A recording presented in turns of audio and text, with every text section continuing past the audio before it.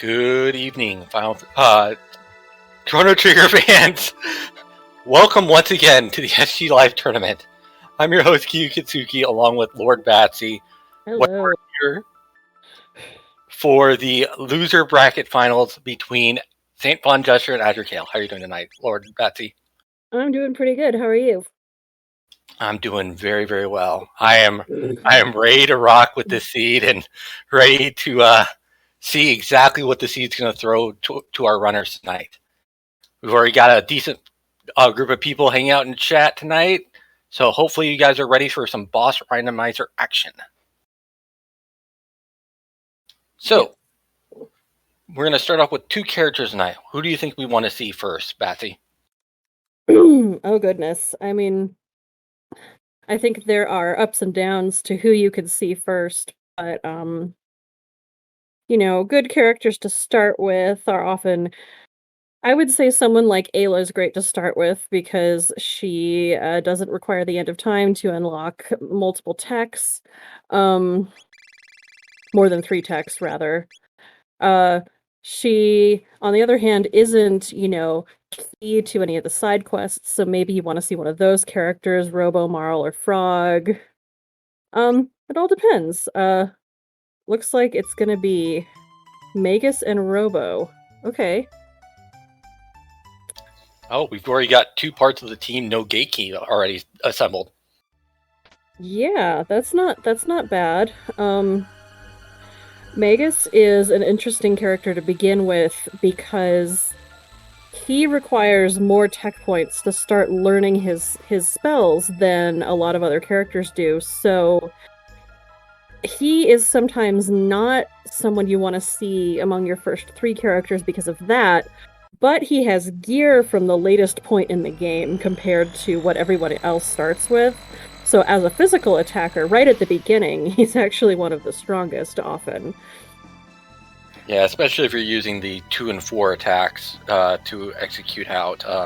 The thing that you can do is you can do Dendora with this group. You just attack with the Robo first, so you fully wait for the ATB bars, and then you kill the Jerk Birds with Magus. Indeed. Okay, got our players looking at early checks and groceries. Looks like it's the Moonstone at Snail Stop there. That's always a worry. When you see that early, that starts putting a seed of doubt in your head. Indeed. I don't think anyone wants to have to turn in the Moonstone. There are a lot of requirements in front of it. The Moonstone is the most locked item in the game because it requires you to have 3 key items and a character to actually use it, so... Indeed. You have to complete the Prism Shard quest, which means you need to have that Prism Shard. You also need to have Marl in your party to do the Prism Shard quest, and you're gonna need the Gate Key for access to Prehistory, and you're gonna need the Pendant for access to the future. And then if you've got all of that, you can turn that Moonstone into a Sunstone and get an item. Looks like the Jerky from the Carpenter's Wife, too. So, no major progress items so far.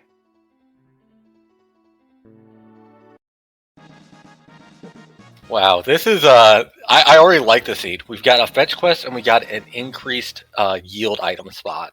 Mm-hmm. Which means this seed could be very open very quick.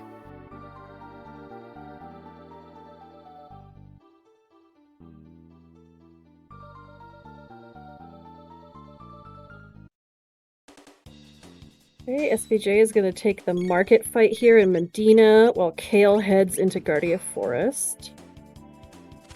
Grab the power tab. So Kale is doing some of the alternate fights in Guardia Forest. There's about 4 or 5 different ones that you can do. SVJ is showing off market fight in 1000 AD inside of the Magic Village, Medina. AzureCale is showing off a 600 Rolly Rider fight in Guardia Forest. You can also do Dendoro. Yes, the first fight in Denadoro will also give you some levels and tech.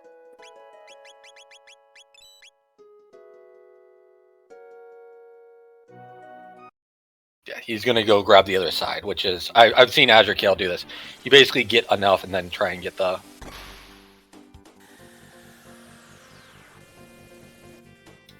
big roller rider fight. Yes. Okay, SPJ is not going to wait, just going to turn in that jerky right now, which has a decent chance of working out in his favor, I think.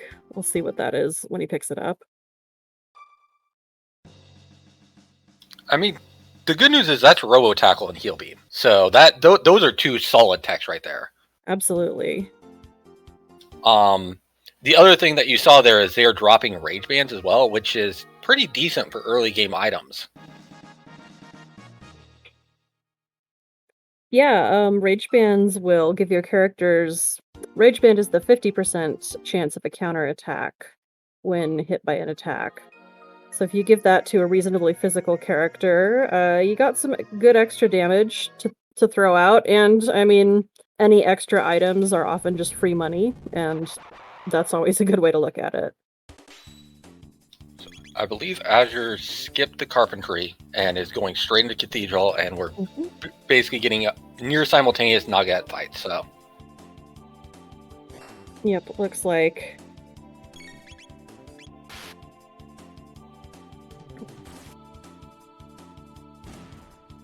Now again, these Nuggets have about 60 HP, they're extremely weak to magic. Unfortunately, we don't really have any magic that we can use, so you really just want to have some power to get them down quickly. Yep, if you don't have anything that can hit the whole screen, even something like Laser Spin will do, you often have to just beat them down physically as quickly as you can. This isn't a terrible party for that, luckily. The third character is Frog. Okay, now this is interesting. It's really dependent on what Frog has early on. But if we have a Water 2, we may see some Bubble Snap usage here. Sorry, Water 1. Water 1, excuse me. Mm-hmm. If he's got Water 2, that could be helpful as well, just for getting through groups of enemies early game. He's going to learn Heal, looks like. Which is nice, but Robo's already got Heal Beam, and that's about equivalent. And a lot of other things being equal, I think Robo is considered a more useful character in Jets, so that doesn't speak well for Frog so far, but we'll see what else he learns.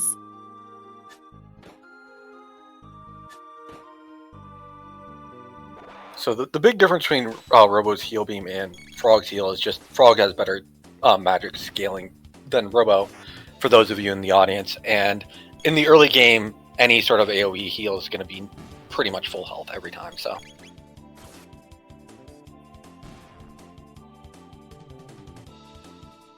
No problem with those henches to grab the bromide, which can later be turned in for medicine, i.e. tabs.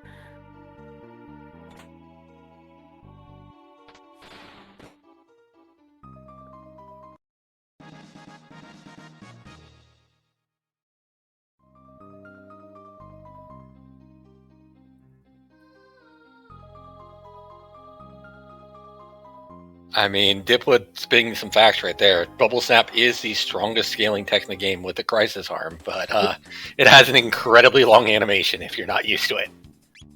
It's true. It is definitely one of those things where if you're good at strategically lining up your characters, if you know the party order and where that will make different characters stand on screen, you can use that to your advantage with long animations.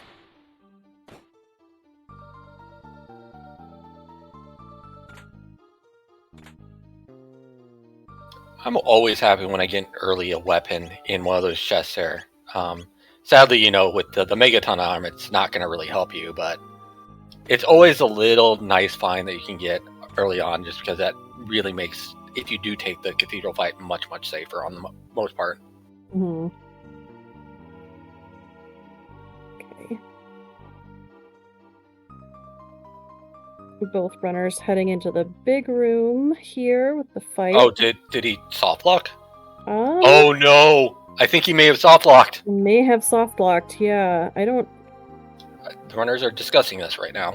I see.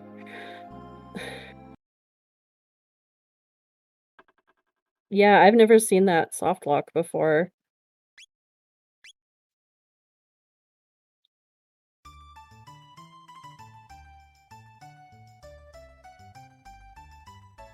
So, for those of you playing this game, this is your PSA. Save before you go into a dungeon.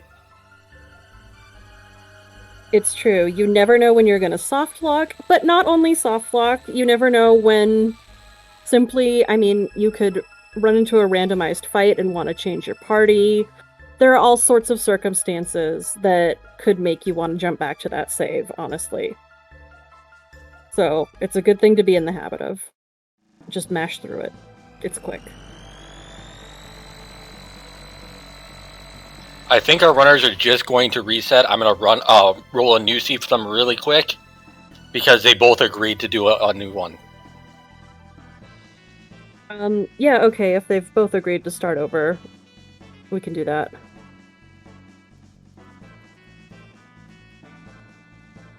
Oh, wait, what? I mean, I don't know. Oh, no. Okay. There's the chat. The chat was, apparently not. Okay, I'm sorry. Okay. I didn't see the cross his fingers behind back below it, so. Okay, so we've got SVJ doing the market fight again, and a golem over on Kale's side.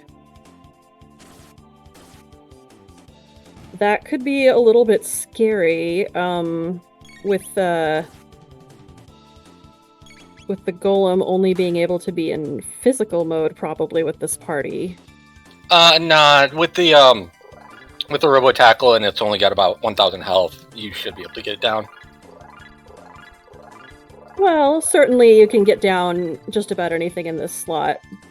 But again, with only physical damage, and I mean, Frog's down already, I wouldn't say it's the ideal thing to run into right now.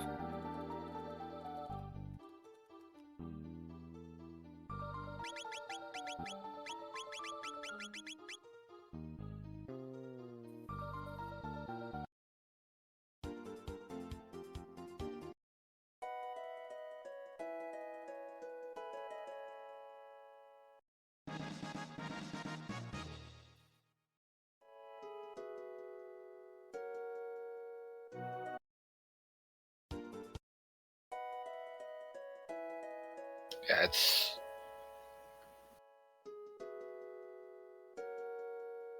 I'll keep you posted in what's going on in the chat, but I don't know what they're going to do at this point. That's more on up to AzureCale at this point, because again, it really didn't happen to AzureCale, so... Okay. And the golem is down. Dropped a Kali Blade, which is not bad if you find Chrono.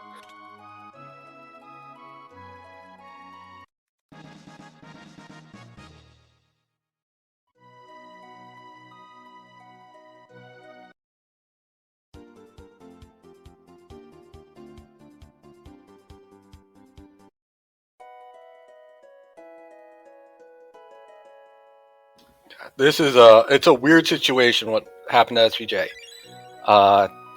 Again, like, there are still soft locks we are finding out about. And again, the importance of safety saving is made more evident once again. Indeed. Because I believe this is back-to-back races where SVJ has soft locked after not saving outside of an entrance. Last time it cost him an entire run through the prison. Oof. Looks like character number 4 is Chrono, so...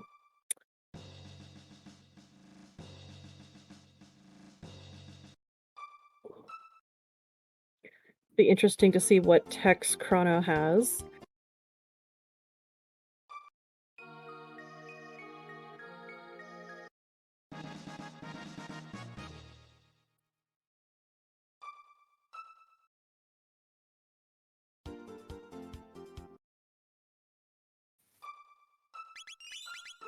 Okay, Kale gonna check what's on Xenon Bridge.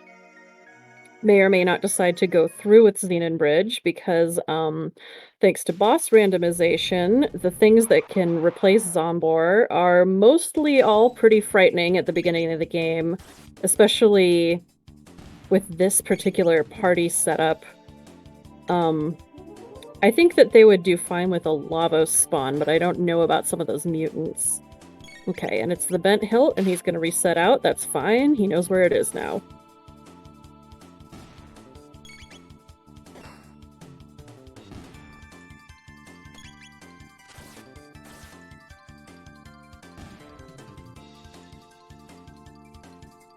Yeah, I think that was just more just so that he knew what was there. It's a quick check, and then you can mark it down your notes nice and quickly. So Certainly. No, I mean, I think most players will at least always check if what's there. Just because of boss randomization and how dangerous Xenon Bridge can be because of that, I think a lot of people won't choose to do it unless it's something they really, really want, like, right now. You know, like, if it's the pendant or the gate key, for example, you might stay and take your chances. But something that you can just go back and get when you need it, you know.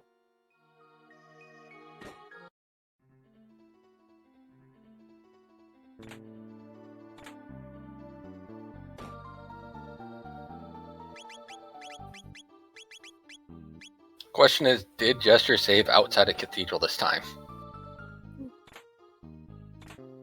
I didn't see, actually. If anything, he can use the save point that's in that second area.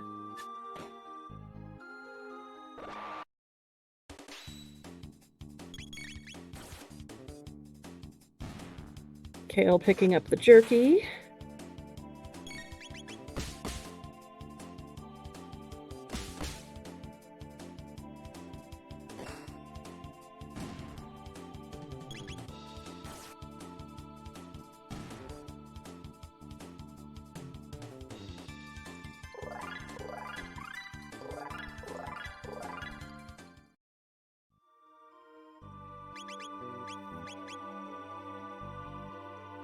Grabbing some tasty, tasty cake. You can use the cake in the imp's house once per game to get a free heal. So, not a bad call. It's pretty quick, so if you're right there, it's a nice one to grab. You know, it doesn't take as long as, say, Chrono's house or something like that. Yeah, it's well, Chrono's house really only takes about, I believe it's 12 to 15 seconds to complete. Cake Well, is much faster though. yes, that's the point. You can at least take this one that's faster the one time. I think Cake takes, I believe, 6 to 7 seconds total. So because you have the text from the imp saying you're all hungry. Mm-hmm.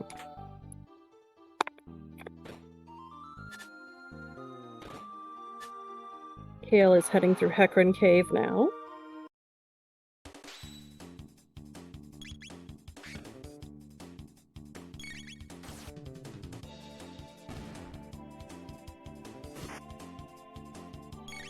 Now, at this point, we're going to be using Luminaire to clear out all these enemies because, again, with Magus early, you need 50 tech points to get his first tech, and he typically doesn't get it until this fight. Indeed. And Hecarim Cave is definitely one of the easier early, but that's only if you've got some AoE damage to clear the screen. So having Luminaire on Chrono is really nice at this point. That's unfortunate, because at this point, to clear any of this fast, you're going to be basically burning a lot of ethers on Chrono. I think that's just the nature of the game, honestly. So I don't think I would call it unfortunate myself.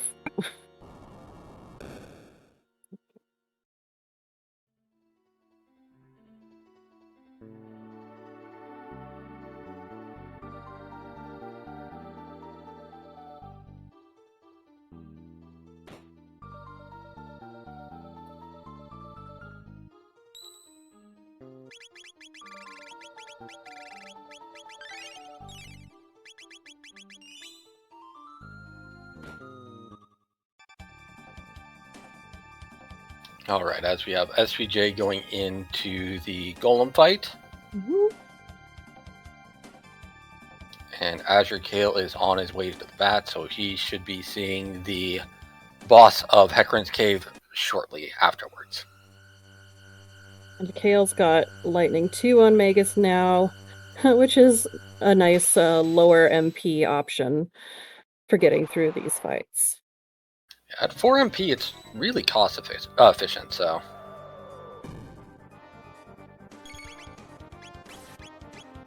Yeah, Magus casts his non-native elemental spells, the Fire 2, Ice 2, Lightning 2, at half the MP cost. He also casts them at half power, but they still do the job for the portion of the game they're useful in, I think, which is the early part of Jets.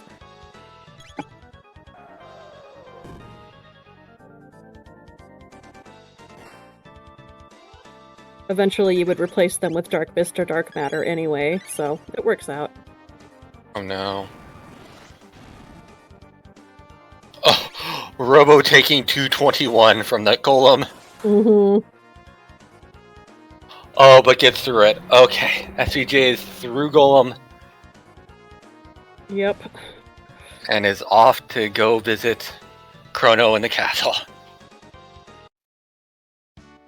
Can bring him that nice Cali blade as a present.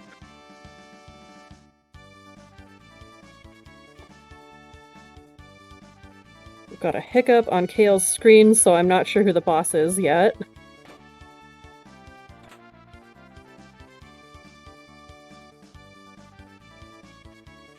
Oh, he may have reset. Whether that was because it froze like I saw, or he wanted to change something before the boss. I'm not sure. Okay. Looks like it's Yakra the 13th. Shouldn't be too big a deal. He's fairly simple.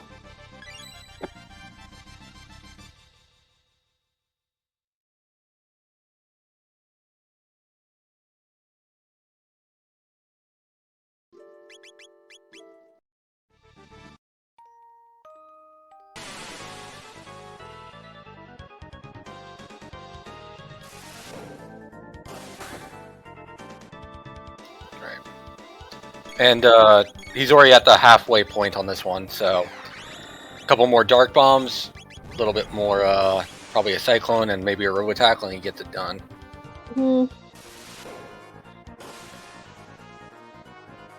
Of course, that assumes the Robo Tackles are connecting, as we all collectively sigh. Chrono, you too? Chrono and Robo are good physical characters, but they both have a little bit of an issue with their hit stat, and they both put that on display. Well, beautifully for the audience, less beautifully for Kale, sadly.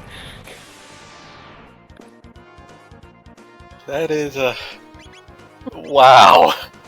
Now, he's going to have a little bit of damage coming in. Luckily, it's kind of reduced because of the space that Yakra the 13th is in. He's in the Hecarim spot, which means he has slightly reduced damage. But he's got to try and time out Revive if he wants to go for it, or just go for the kill right now. Indeed. Looks like SVJ is sticking with Xenon Bridge so far.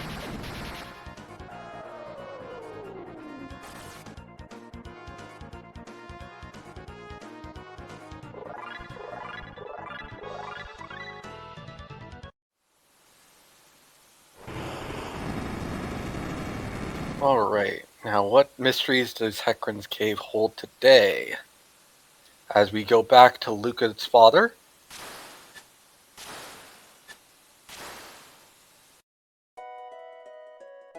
Let's see what random item will inexplicably protect his daughter. And it's a can of soda. Hey, it's soda from Pop. It is. So Kale has picked up the Thomas Pop, which will open up the Giant's Claw dungeon.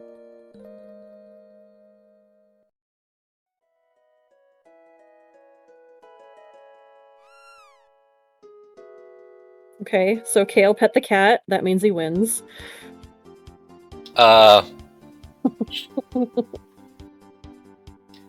He has a feline affinity, and I will respect that.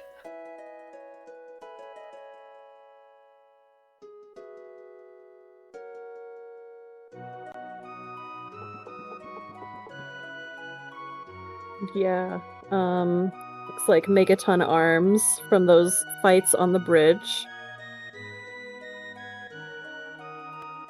So nothing really good dropping today on the bridge, which can be really lucrative. Mm-hmm.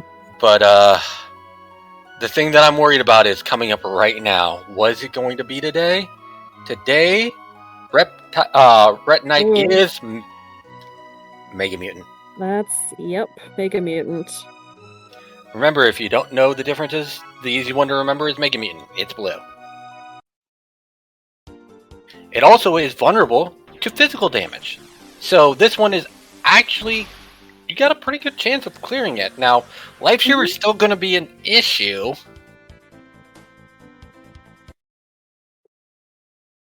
Yeah. I'm hoping that that's just an internet hiccup on SVJ's side and not an actual freeze, because that would be really unfortunate. I think there was some back-end stuff on Twitch with the restreaming, and sometimes you do get hiccups on them. Yeah. Kale heading into Denadoro.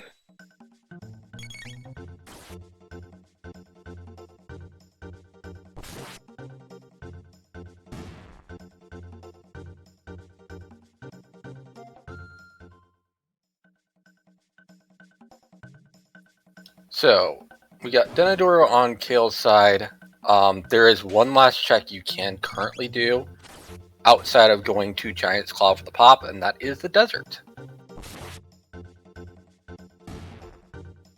Indeed, the Sunken Desert. Oh no, and there goes Kale's stream, frozen as well, timer and all, at least for me. So, I'm seeing, I think we're getting some boogie strats here, and everything's stopped for a little bit, but hopefully we catch back up soon. Looks like.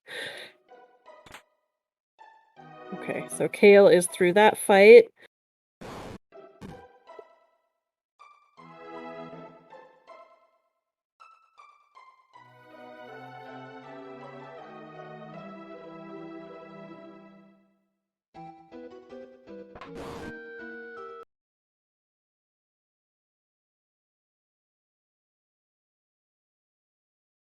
Mm,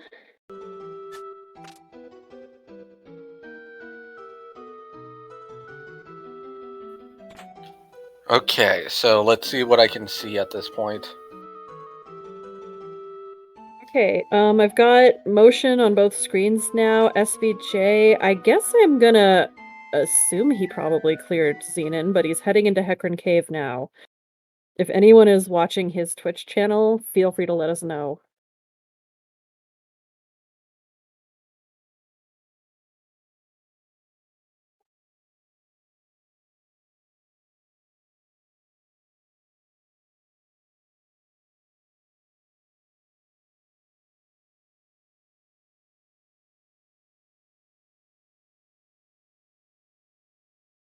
And it was the hilt that was in the Xenon Bridge, which I do not think SVJ has, so he must have wiped out to Mega Mutant, so.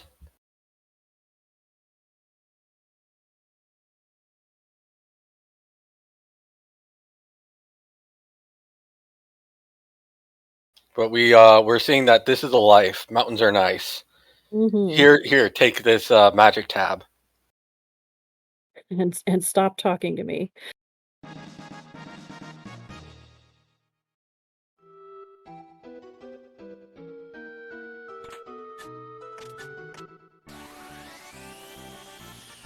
Oh goodness.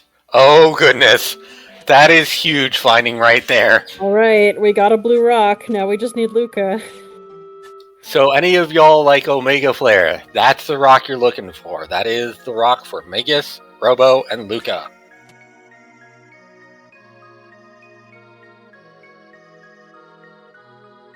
Yep, if you like moves that will break 6k damage with relatively little effort, then Omega Flare is for you.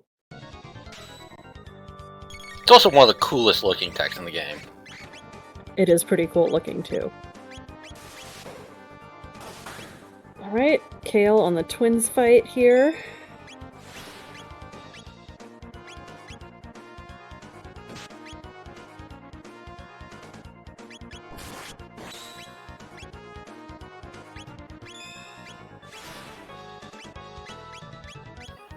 Again, just you're seeing the advent of low damage here, and not to mention the twins are right close to each other, which means you can't use Dark Bomb here either, which is kind of annoying. Your best bet is kind of just robo tackling and just dealing with the counters and then trying to get some chip damage in. Indeed. You don't want to hit both of them because you only need to eliminate one of them for the battle to end, and you'll get hit by a counterattack from each if you hit both of them. And they only have 1,000 health, so once you kill one of them, you're done. Mm-hmm. As we get everyone's scary carry, Dalton Plus. Scary Terry is here.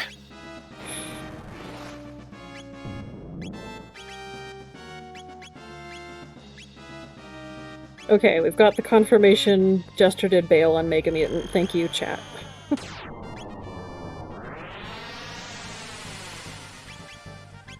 Now he's going to counter lightning with...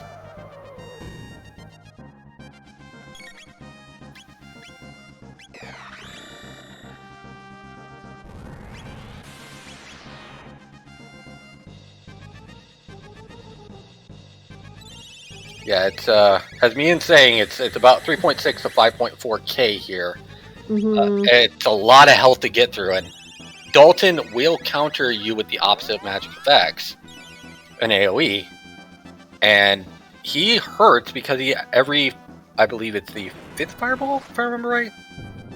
5th and 6th, if I remember right, do I think it's the 5th and 6th, yeah. It's the ones that don't have that little dome effect after them.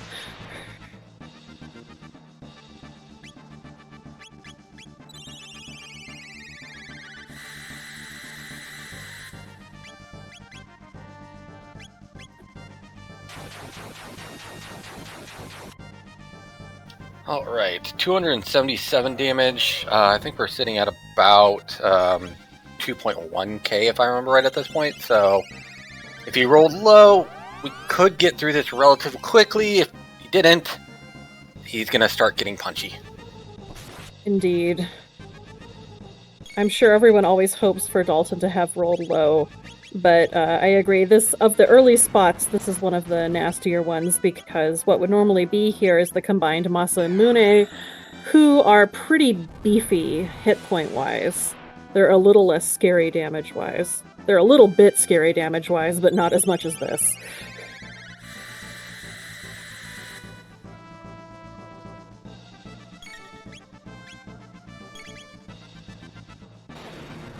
Second big fireball coming. There we go. SVJ has defeated Yakra the 13th. Needles shouldn't be a problem.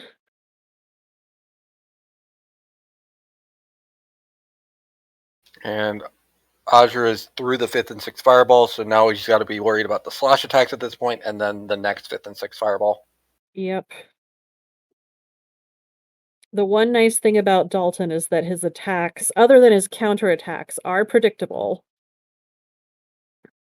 So you can keep track of what he's doing.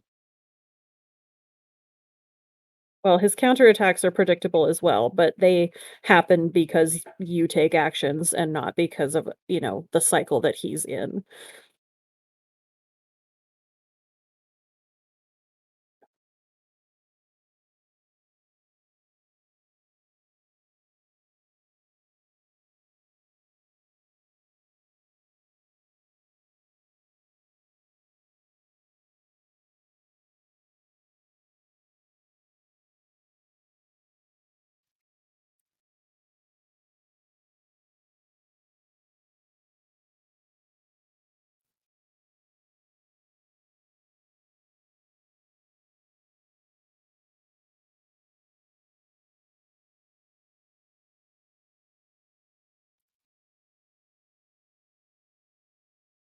So we have SVJ making the deviation and immediately going to Giant's Claw.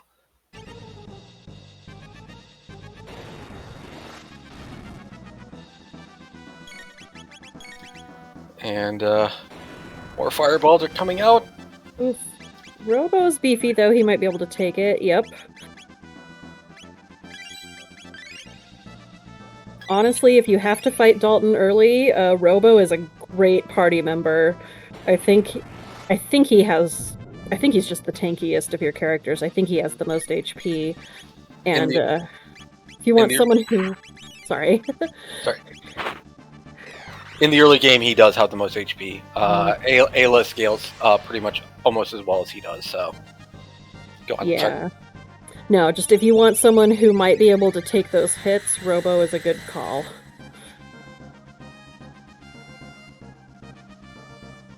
So we're back down to, I believe this is 1 here. Yep. So this is just going to be ethering up probably at this point and trying to keep everyone alive.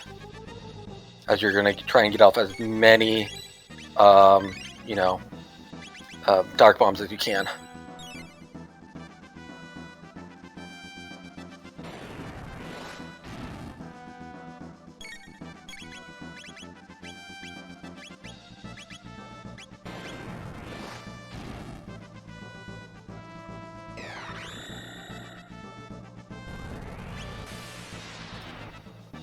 Oh, this might be bad here. Oh, but he gets a kill! Oh, I was afraid the counterattack was going to kill Magus there.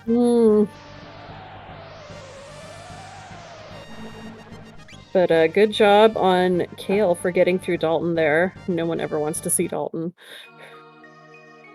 That is a sigh of relief, personally.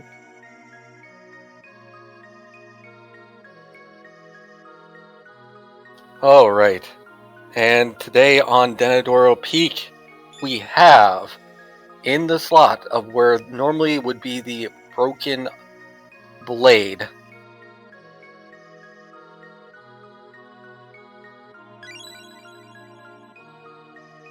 It is the ribbon. Robo's ribbon. You know, it's not progression, but at least Robo's here.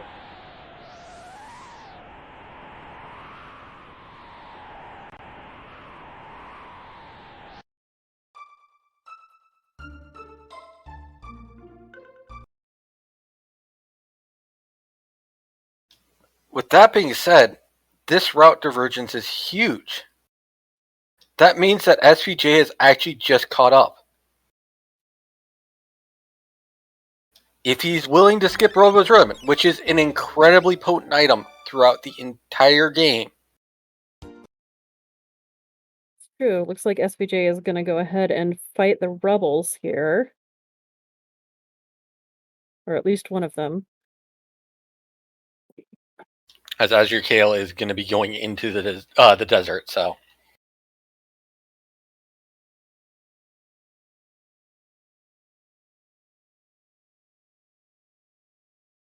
That's the thing about those rebels. They are a very evasive bunch. Indeed. I know, I personally prefer to fight them, first of all, if I've got Luca or Marl, because their damage is based on their hit stats, they tend to be able to hit them. And with accessories that'll up hit for my other characters. SVJ tried one, whiffed out, and is gone. Again, like, they have 500 HP. He needed 3 hits at that point to get it done. SVJ grabbing the last power tab. And Azure cleared out most of this early, so we're getting a quick fight. Unfortunately, I don't think we have Ice 2 on Magus, so this is going to be purely hit the Ret Knight. Indeed, which is a little more difficult if you don't have the water magic to lower its evasion, but it's still doable. It's not the worst. At the same time, SVJ is fighting the Giant's Claw boss, which today it is Golem boss, and today he's scared of caves. Indeed. He's probably just claustrophobic. What you want to do?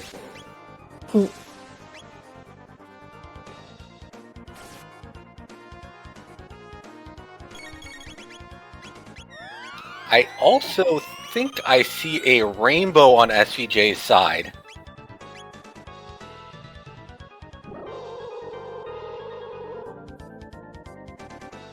Well, waiting for Chrono to go again. I'm unsure.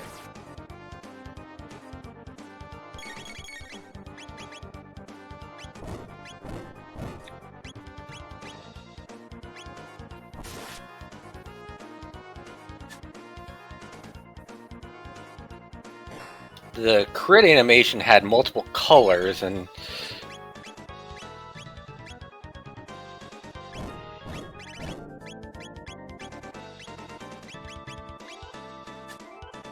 nope, never mind. That's also a Collie Blade. Indeed. Still not bad. That's Chrono's something like... Well, assuming we're counting the Swallow as effectively the second best weapon, the Collie Blade is probably like his 4th best or 5th best. You are correct on 4th best. Shiva Edge is the only one that's slightly better for base damage, but Collie Blade has better crit. That's the big difference. They're about equivalent. Yeah. I actually think the Slasher 2 might be between them, but I can't remember. Slasher 2 is slightly lower damage as well, but it has +2 speed.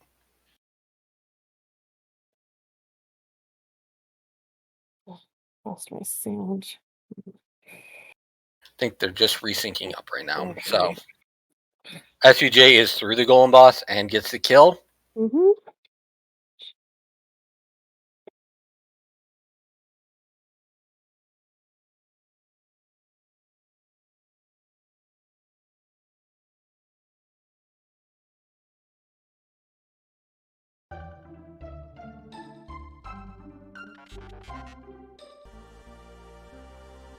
Okay, so on SVJ's side, we've got... Oh, maybe my stream hiccuped and I missed what item that was. Unfortunately, I missed it too, but it's... So we got AzureCale turning in the Jerky at the same time, which is an optimal move. That is a great move. You're right there in 600. You're going to go to 1,000 anyways. You might as well grab Jerky at the same time. Yep, and it was the hero medal from Giant's Claw. Ah, and there's a rainbow on AzureCale's side from the Jerky. Okay, then I did see a rainbow. Indeed.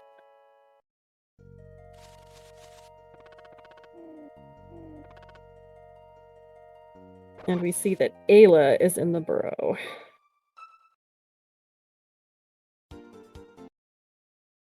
But yeah, big pendant there pickup. This seed just got blown wide open. Mm-hmm. As Robo will probably hold... Could hold a gate key, he could hold Grand Leon, or he could hold the Prism Shard, I believe. Looks like it's the Prism Shard. But that can't do anything right now, not without Marl in the party.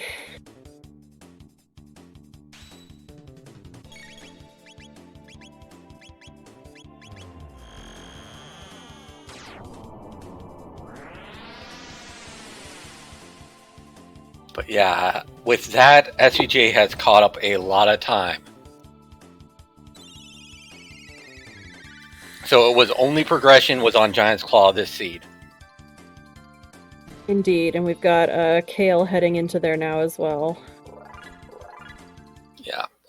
So the true question is, and I know I've been talking to SVJ about this because he's been verbal about this. Will he commit to what he said to me earlier and just go Geno first if he goes to the future? Well, that's an interesting question, I suppose, because this might be slightly earlier access to the future than some would expect, but it's not super early. I think the question is, Well, if Chrono's high enough level that Luminaire can clear off the conveyor belt, then I don't see why not, other than Genodome is a risk because it takes a little bit of time. But there is good gear in it, and there's good TP and XP, so I guess that's the question.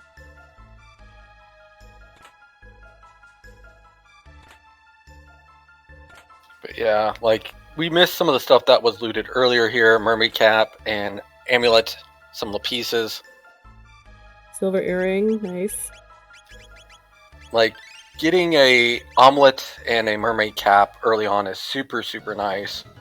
Because it's really end tier armor and another stash resist at this point. You've got two omelets for your characters, and you only need one more piece of stash resistance.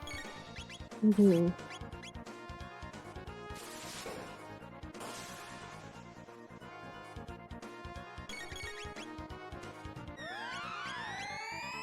Now let's see how cleanly SVJ gets through the Ret Knight fight. Again, the main issue with this is we do not have any ice techs at this point, so you just gotta swing and miss, unfortunately, a lot. Indeed. I mean, I feel like without any water magic, that's kind of the thing, is it won't really be a very clean fight. It still doesn't need to necessarily be a super long one, though. I mean, the good news is if Chrono ever hits, though, he's got a 70% crit rate with a rainbow, so... Mm-hmm. Frog's first three techs, the only tech that I remember on Frog was heal. Yeah, heal was the first tech. I don't remember if we saw any more of them.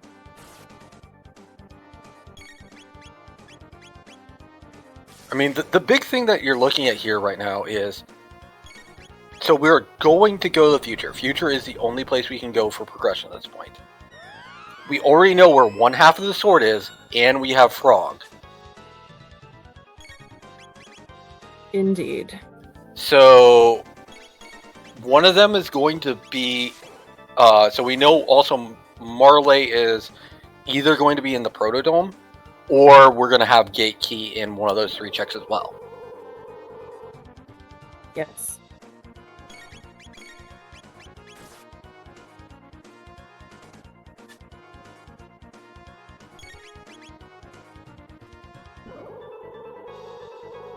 SVJ is kind of getting through this at this point. Robo's a little bit low, but again, it shouldn't be that much of an issue if he really wants to heal Robo. It's a critical hit there. Gets it down. Let's see if he gets the core down. Yep. Core down 2, so double tech points, double EXP. Get 4k and 40 tech points. With a magic tab drop, too. That's a nice pickup. Very nice. AzureCale fighting Golem Boss. Obviously, that shouldn't be much of a problem. I can assure you, Dark A, it was not a water tech in the first, like, 2. I don't know if it may have been, he may have had a water tech on the third one, but...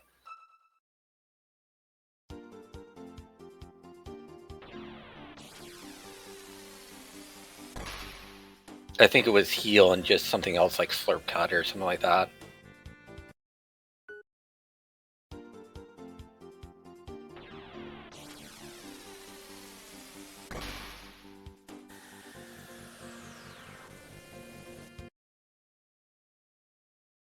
But AzureCale is also getting the curse of the misses right now. Indeed.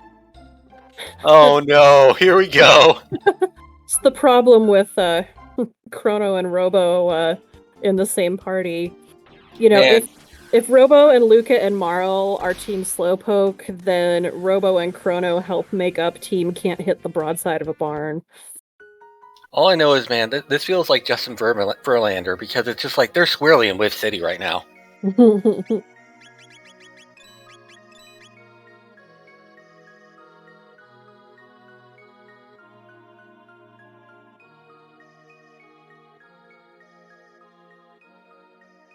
Question is, will SVJ go to the future, or will he clean up Denadoro?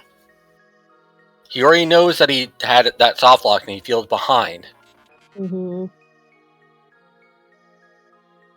Does he make a skip to try and save some time, or does he go and clear Denadoro? No. Oh, he gets the new fight! AzureCale's got the new fight. News are awesome. Looks They like give you... Sorry, go ahead. They give you 15 tech points, and they, most often than not, have pretty rare drops. So, if you can fight them, do, but you need some decent damage to kill them. Otherwise, they're going to headbutt you. SVJ immediately goes prison. Time to open up the future. I think we're going to have a sync up fairly quickly here. Yep, and just a barrier drop from the new fight. Sadly, nothing like super cool.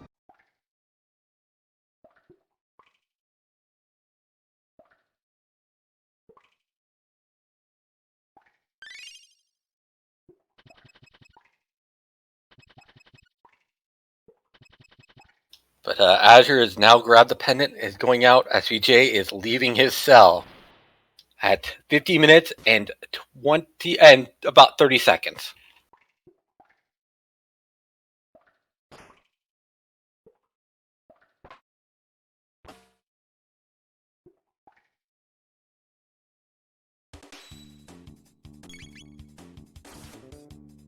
For those of you new, this is the losers bracket final of the SGLIVE tournament between SaintVonJester and AzureCale.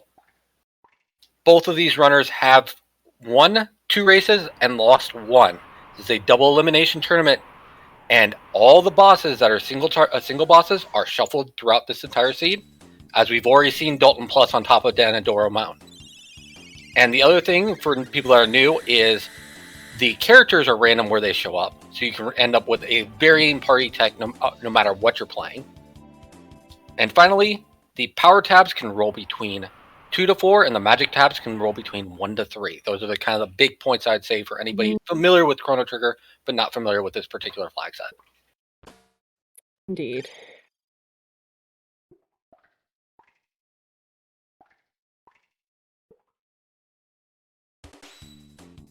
Stone Cold SVJ not saving Fritz, despite having Chrono. The final thing is all the key items are shuffled around.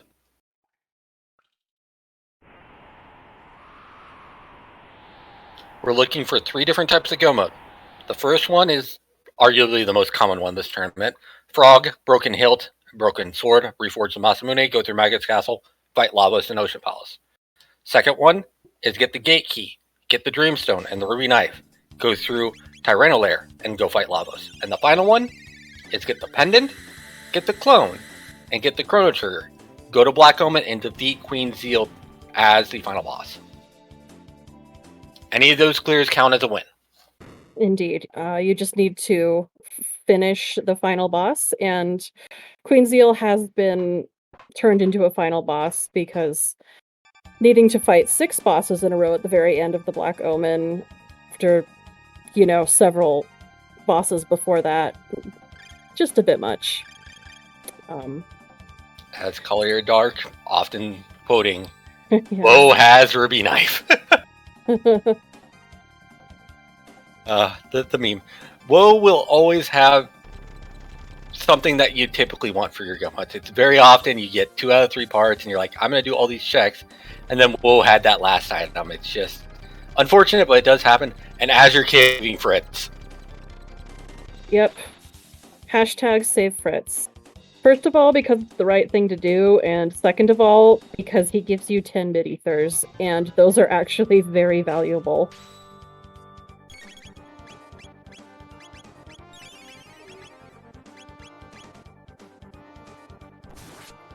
We also have a live online generator that you can get, so all you have to do is just look up Chrono Trigger Jets of Time on any of your search engines. But there's the information if you want to get playing yourself, with a myriad of different flags and fun times.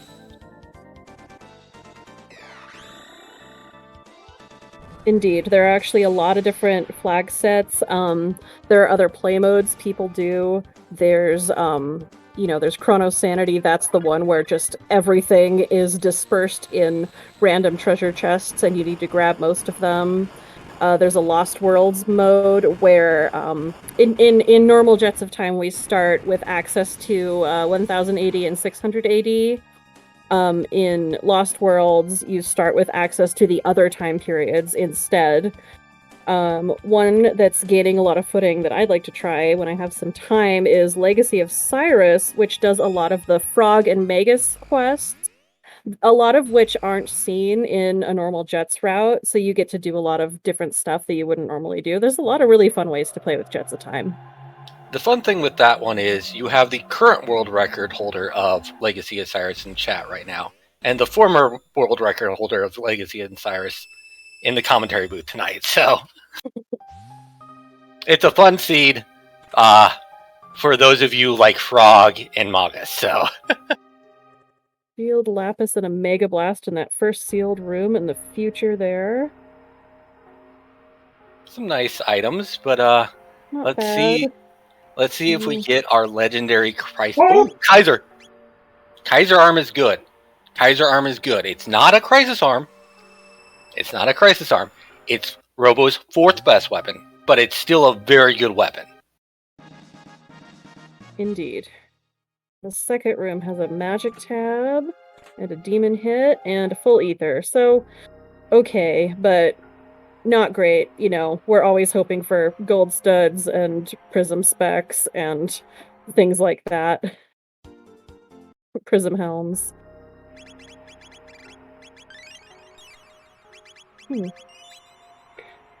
SVJ landing outside RS Dome and sheltering. I'm wondering why, although might just be a little afraid of the Enertron because of the soft locks that can happen in Protodome. But normally you can just come in here and Enertron.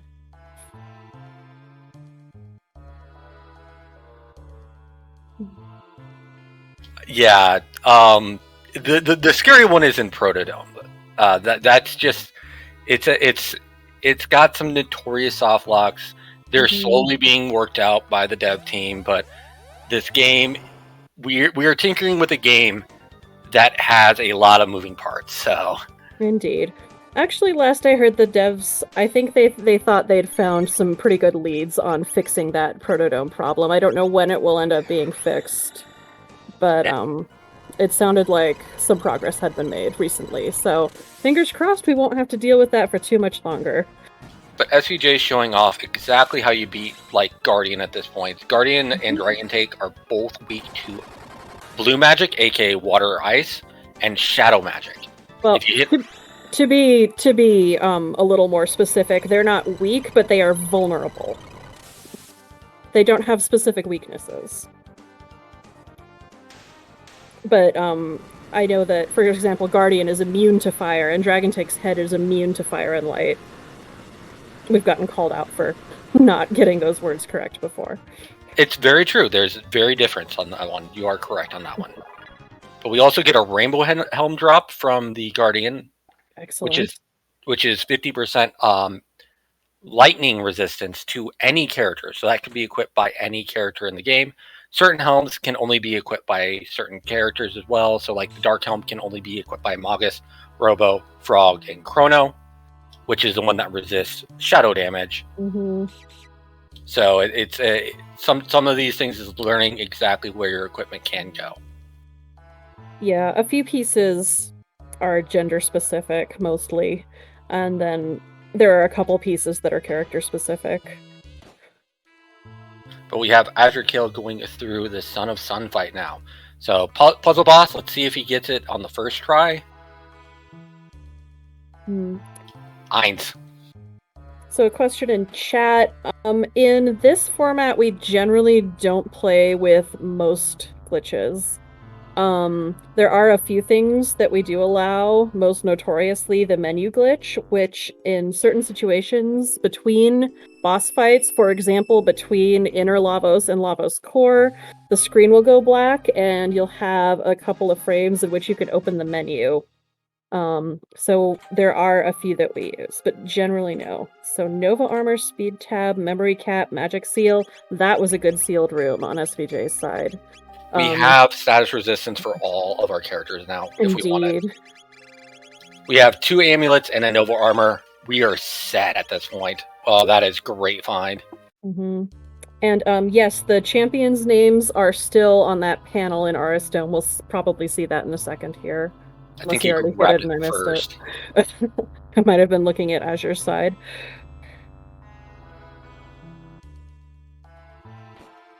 Oh, nope. Oh, okay. It's okay, you know. It happens to all of us. You're like, it does. That's why any runner will typically only do this room in one specific way all the time. Mm-hmm. Yep. There they are. So that is the runners from I believe it's the spring tournament this year. Mm-hmm. The final 3 finishers. So okay, AzureCale is through Son of Sun. Son of Sun has the bent sword. Oh, that's potential go mode right now. All right. Because we know where the hilt is, and the hilt is on the bridge. Yep. Now the question is... okay. So AzureCale, as we've discussed, knows exactly where the other piece of that sword is. You're going to need both pieces of that sword. Reforge it, give it to Frog. You can get go mode through Magus's castle. However, what we haven't done is gone to the end of time and gotten magic yet. So there are 2 ways to do that. And one is with the gate key. Go through the gate in Medina to prehistory, and then if you go back through it, you can go to the end of time, or you can unlock the end of time through the factory in the future, which looks like it's what Kale is doing. And yeah, it has to be actually Frog. Frog could be wherever.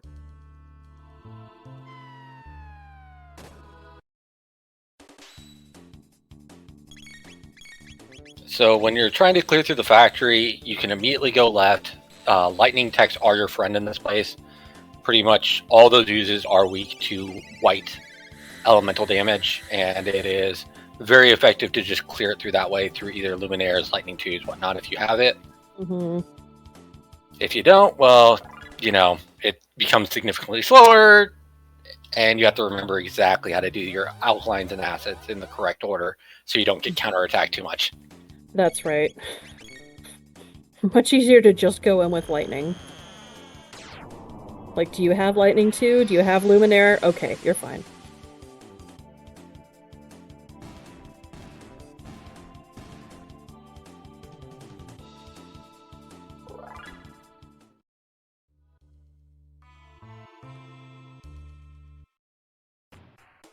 Yes, and the reforged Masamune can be used to pick up the character in the burrow as well, so they will be able to recruit Ayla with that. You know, I don't know if anyone will recruit Ayla, but it wouldn't shock me. And SVJ just changed his party in Protodome.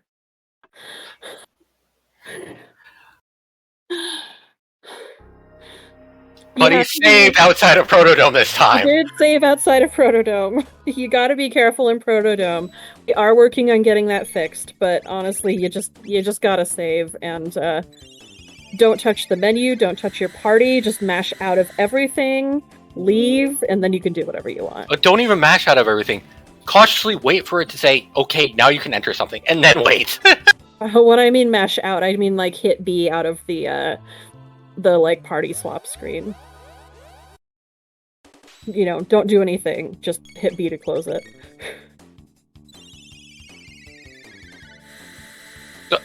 The question is, will AzureCale check Protodome after this?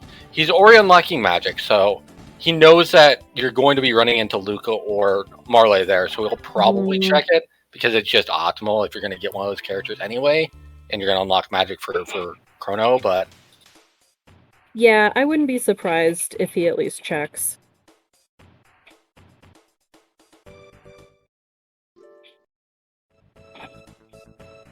Now the R-Series fight, I'm guessing that Dark Matter will do quite nicely there if he's got it. Pretty sure it's going to one-shot, and if not, you got a Luminaire following it up. They've only got about 1,000 HP, so yep, there you go. Well, the good news is you do have dark matter at this point, so you could make the play if you wanted to and immediately go to Genodome. I mean, you got the dark matter here. That's going to do enough damage for your second floor and third floor enemies. That is true. Of course, given that we know where a go mode is at this point, that would probably just be eating up time. It might not be the best call. Looks like AzureCale is going to jump into Protodome. Now, will AzureCale get the soft lock? Again, like, they're working out kinks. One of them was, I believe, pseudo-arc, I may be misinterpreting this one, and I do apologize if I am. They're working on a fix so it doesn't actually activate the character. No, skips it. Okay, sometimes you can get them on the way back too, but yeah, the bug seems to have to do with the fact that you touch the character and the cutscene starts. You don't have to press A to talk to them, and by changing that, it may fix most of the bugs. That's an interesting play here, and this is something that I openly will say at this point. Leaving Marley there. Now, yes, you can get the quick kill on Specchio or get the quick magic unlock on Specchio and then go back and grab Marley and get it. But you've got a rainbow on Chrono, and you have a guaranteed Ice Sword 2 at that point, which is one of the strongest techs in the game. So as long as you don't get, I don't know, maybe confused as the 8th tech or Ice 2 as the 8th tech. Yeah, it certainly depends. I mean, since AzureCale is just about in go mode, if he's comfortable with the party he's got, then he might not feel that investing in Marl at this juncture is worth it, which is understandable. A lot of those late pickup characters end up like that sometimes, no matter who they are.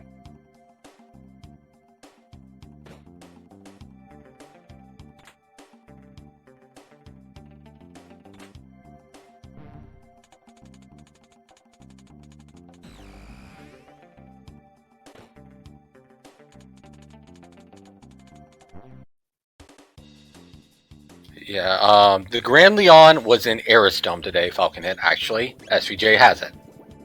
Indeed. AzureCale does not. AzureCale immediately went to Son of Sun.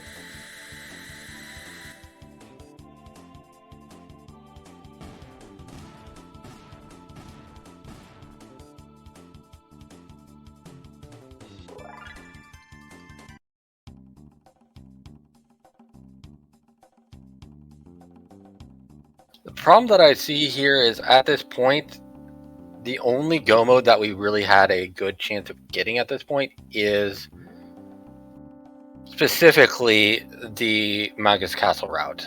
We don't have either part of the clone or chrono trigger, nor do we have any of the 3 parts of the gate key, prism shard, or ruby knife. So,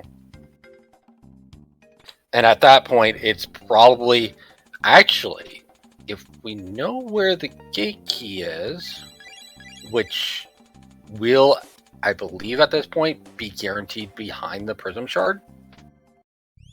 Right. And chat, yes, the Grand Leon item is the upgraded version of the Masamune. That is its Japanese name.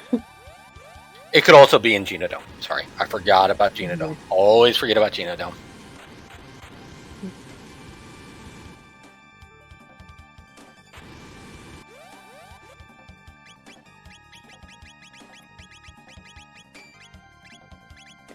AzureCale's screen has been locked up for me for a while, but hopefully that will end at some point.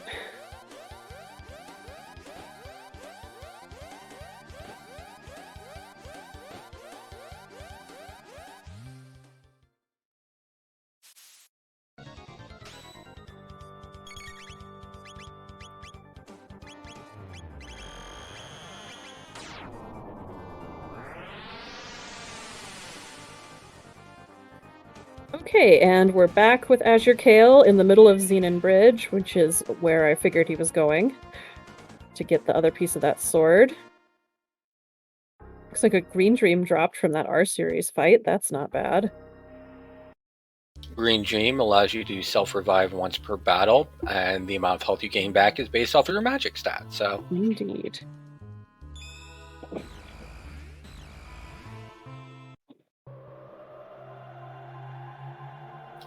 but again, showing off the fact that I've got lightning too, and I don't need to hit Ozzy now. I can just kill all of the enemies instead. Yep. Now, if you only have things like single target magic, just hit Ozzy 3 times. It's a great strategy to get those battles over fairly quickly. AoE damage is even faster. I believe anything but Shadow will work on skeletons.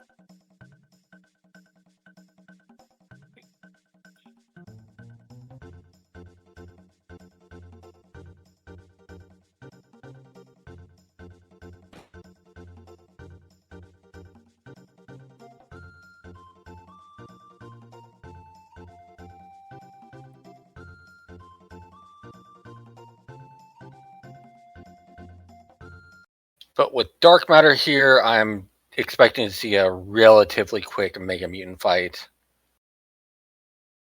Indeed. The top is already gone.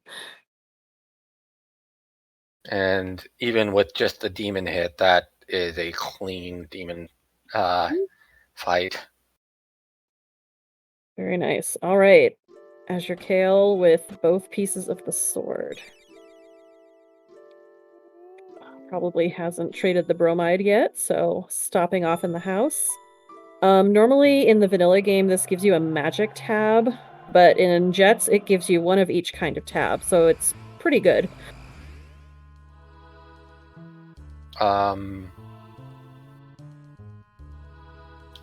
Is it a magic tab or is it a power tab? It's a magic tab. Okay.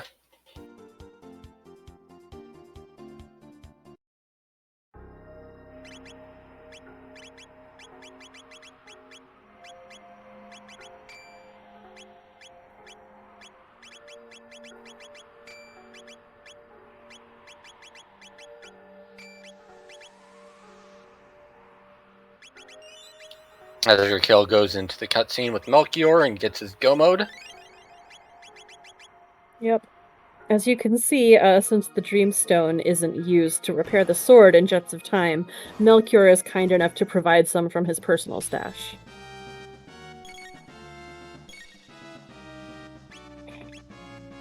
So we're gonna see at least one Magus Castle fight today.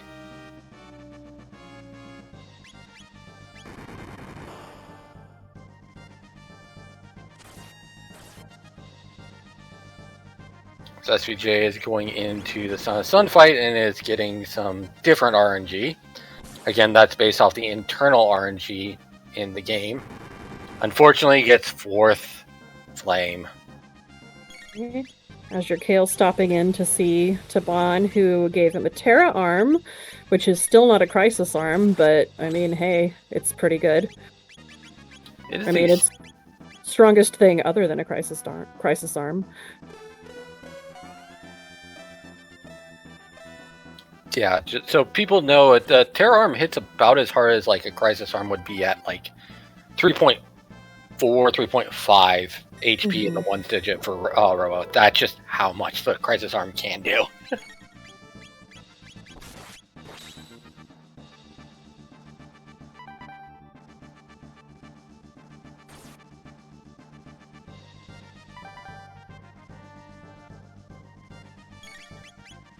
I like this maneuver. Trying to get the Son of Sun to 10 hits as quickly as you can, and then probably just reviving at the end.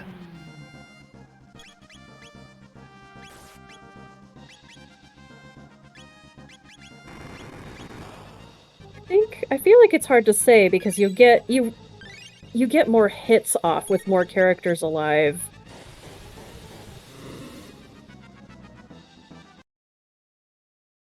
And he's decided to reset, looks like. Well, he lost Chrono with that flare, unfortunately, and that was kind of the main advantage of doing that with the hasted Chrono. Yeah.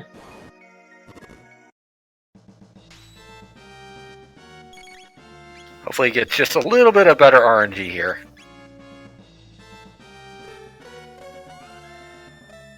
As we have AzureCale getting the frog cutscene. Unfortunately, for those of you who wanted the audio, I do apologize about that one.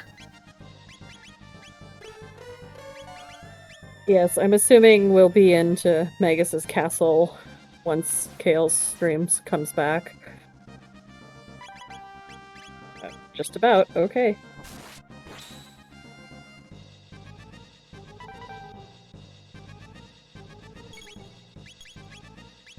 So the beautiful thing is, I believe all these chests are like mid to high tier chests. You're gonna get a decent chunk of good items on your way through Magus Castle. However, you do have to deal with 2 additional random bosses in the places of Slash and Flea. Is a big thing. It also takes a while to actually get through Magus Castle because of how many just encounters there are that are just completely, you know, you can't really skip past them, and some of them you can't run from. So.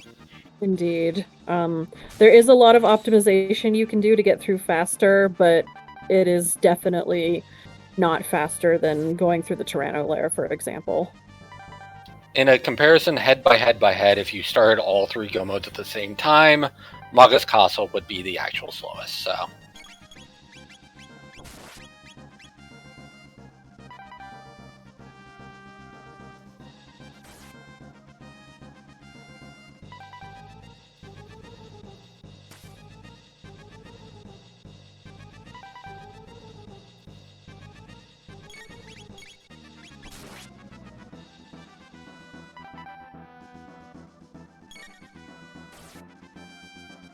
Looks like Jester's getting a much cleaner run of some this time, though. Indeed. With everybody hasted, it's going to go a lot faster. I think he's either at 10 or 9. Yep, there he goes. Yep, it's good. That is the advantage of actually having Marley here, is you can just haste up your party because you have to wait for the first shuffle anyway. So it's one of the good uses of Marl. Indeed. No, this is a great battle for haste, especially since you have to wait for it to shuffle once anyway. So you still have to sit through the early haste animations, but like there is a period of time where you can't do anything to it, so you may as well buff. Other options that you can do during that time would be charming the Charm, yes. Because you will not generate a counterattack, but you will also not generate any damage to the boss at the same time. So you can't use charm to do a hit toward the boss. Yes.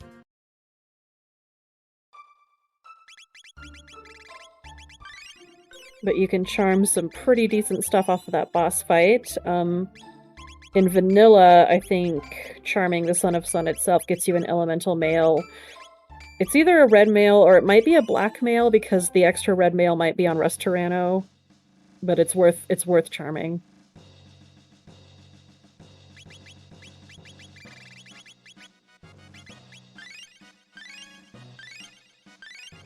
Aku Haishin chat says it's a red mail, so thank you.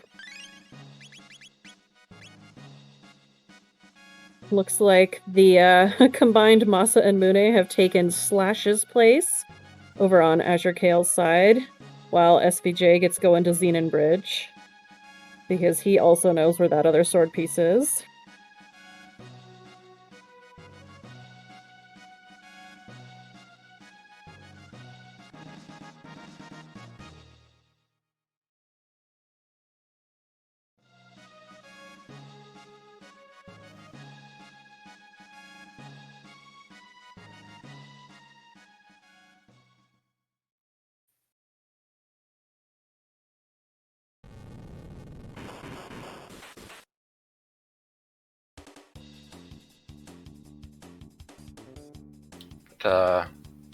With Robo Punch doing some decent damage here, AzureCale is swapped out for Robo at this point, giving him the Terra Arm. It's a smart move again, because you just have a much better weapon for Robo than you do for Frog. And with Uzi Punch, that's going to be doing some nasty damage. Indeed. Now, at a certain point when you get enough power tabs and whatnot, I believe you can actually start using Robo Tackle instead, because it's one of those where the damage scaling is, I believe, slightly better on Robo Tackle than Uzi Punch. but it might also just be a crisis harm thing. I have to relook at the numbers again, because that is the most recent kind of number crunching that's been going on as of late. Yeah, that's been a big topic in the Jets Discord lately, is Robo-Tackle versus Uzi Punch. The way Robo-Tackle calculates damage, at least in Jets, means that under certain circumstances, it will do more damage than Uzi Punch. And I say under certain circumstances because I think it's kind of complicated. There are several factors that can go into it. But when you do it correctly, it is amazing.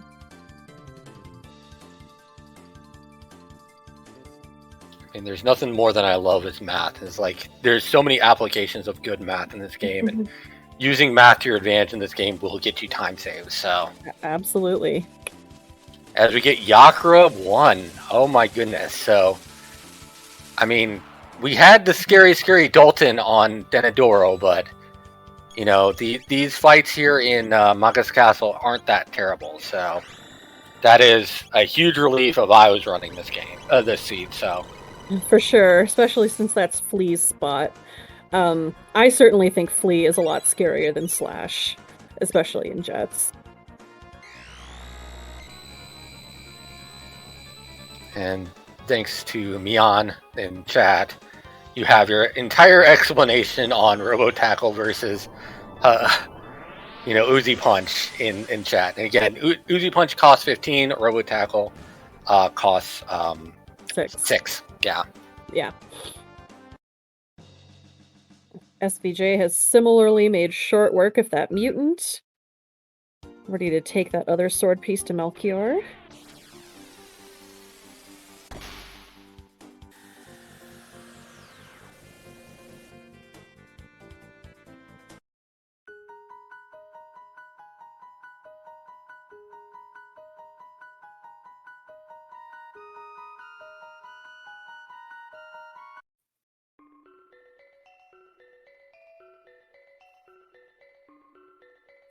And while we have the cutscene for SVJ, AzureCale is through the first 2 bosses, is immediately going into the Aussie Gauntlet now.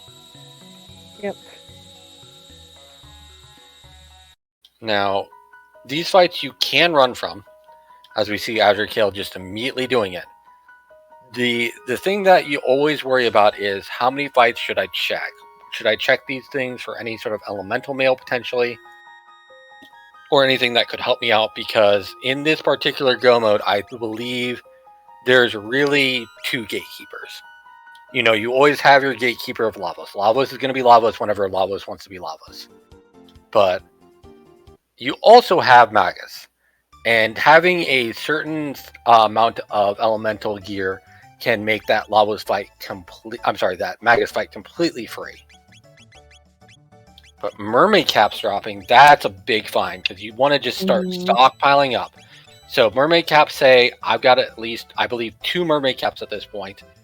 That's great against either a Marley Magus or a Frog Magus, because in Jets, Magus switches character. It can be any of the 7 characters in the game. And depending on which character it is, the element of the final attack will change.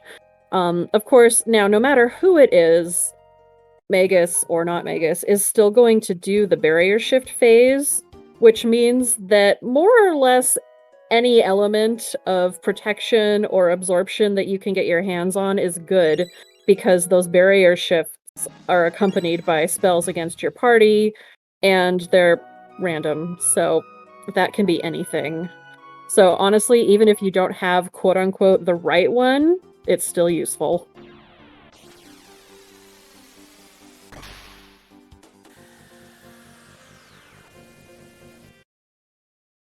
Yeah, at that point, you've got a full set of mermaid caps on Azure's side, and that'll be super nice, even if you just want to equip the entire party with that for those counters. So, I believe we actually have full barrier comprehension between just Magus alone, but third amulet as well. So,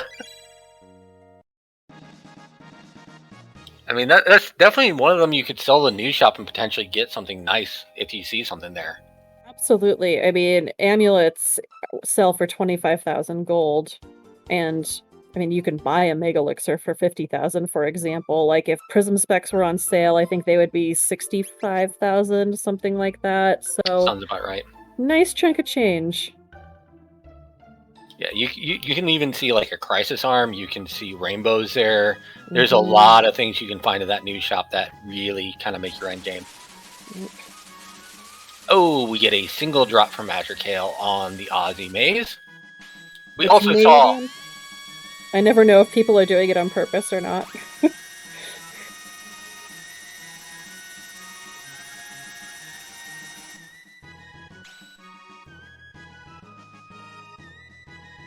Frog cutting open the cave on SVJ's side.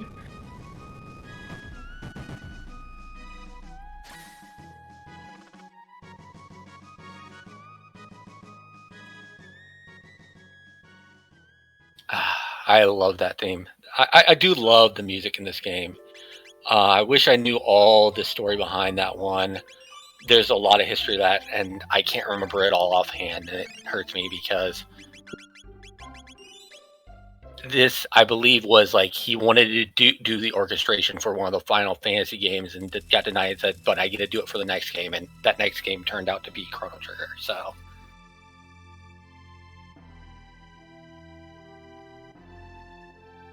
Yeah, the story is, I'm not sure if I know the whole story, but I believe Mitsuda at least said at Square, like, I want to compose.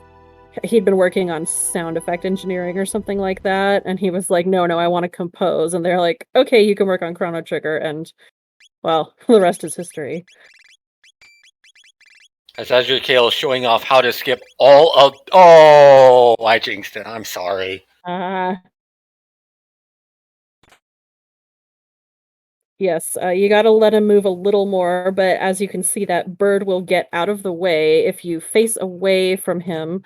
I think it just has to do with how collision detection works and him running into party members other than the person at the head of the party, who would be the person it would have to run into to engage a fight. Well, specifically, you would have to be moving, so you can use your other party members to make the birds get out of the way.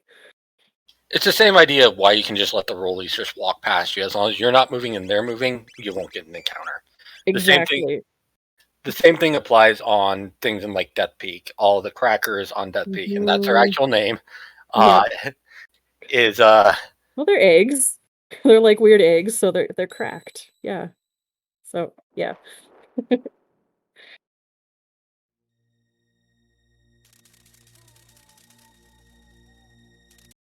But yeah, the crackers on Death Peak. There's that room in the Reptite lair where they're all running around crazy. Like, just stop. If you think they're gonna hit you, just stop. it's quite literally red light, green light if you ever think you're going to run into a moving enemy. So Mm-hmm.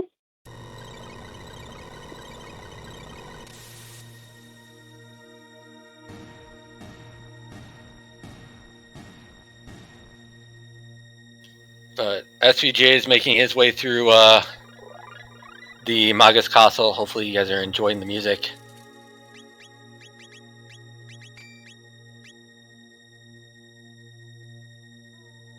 I'm a huge fan of OSTs, and I will nerd out about it every time that I get the chance.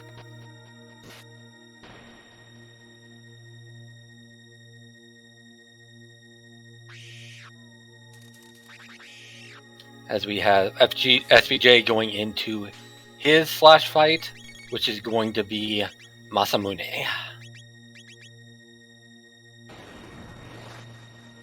Indeed, and AzureCale has cleared out the Jester fight in the winch room.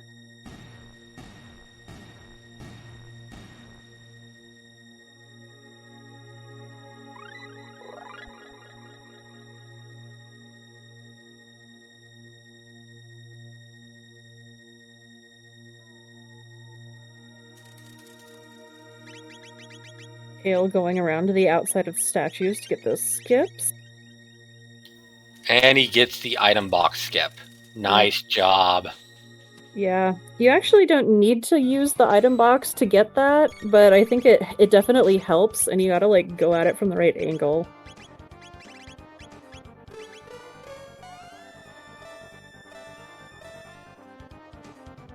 Fortunately, we don't have a charm today, so we don't get us double up on the bubble up on these levers, but only a magic green so far. That's not something to write home about. At least they sell for a No, decent chunk. I believe it's 10k, so. it's true. I don't know if they're 10k or if that's the magic seals, but they probably still sell okay. Magic rings are 6k, you are correct. Okay.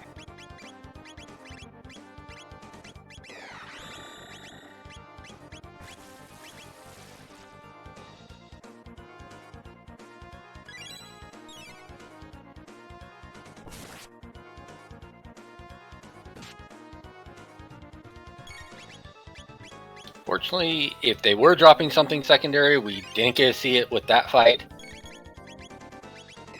AzureCale is through Aussie at 1 hour, 30 minutes, and about 20 seconds. So that is going to be the time differential I'm going to be looking at right now.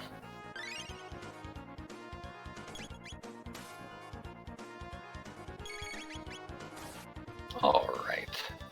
So as SVJ is finishing up this particular fight with Masamune, we're going to see that AzureCale has found out that Magus today is going to be exchanged with somebody different, and that different person is going to be Chrono. Chrono.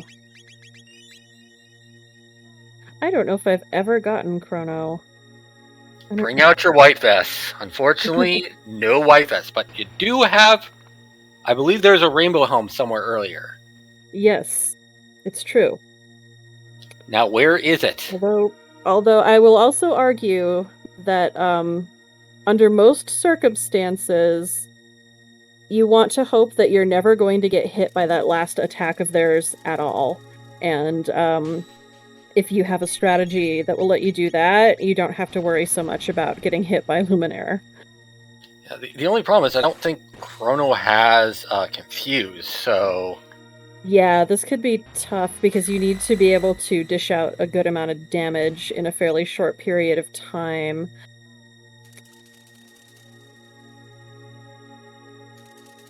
The first phase of the fight is the barrier shift phase that we're all familiar with, but, well, for those who aren't, Chrono here will attack with an element once attacked, and then that element, plus physical, is the only element that will hurt him. Everything else will be absorbed.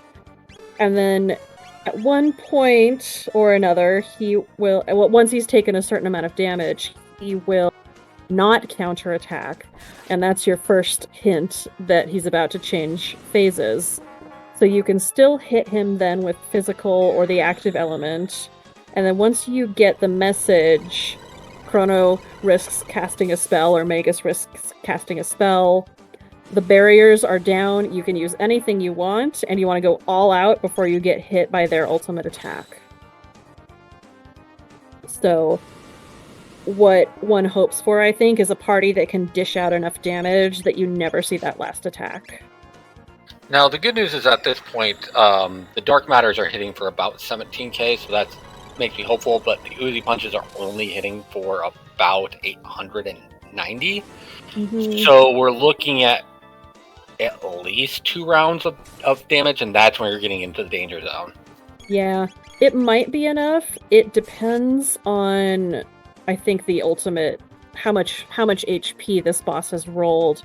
I think this particular slot can have a pretty wide range. It's something like, oh, the upper end is something like 13,000. The lower end might be 1,000. I feel like I don't know this one as well. But so if you've rolled on the lower end of that, that's probably enough. But if not, then yeah, I'm not sure.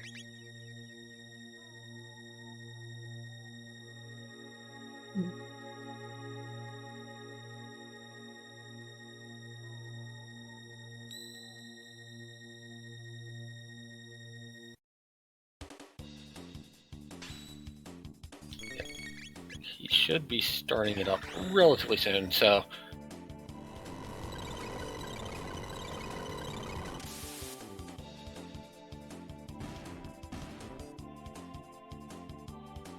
Because Magus typically has 6,666 health, and he may go up to 9,999. I believe that has been adjusted for jets. I believe it's higher.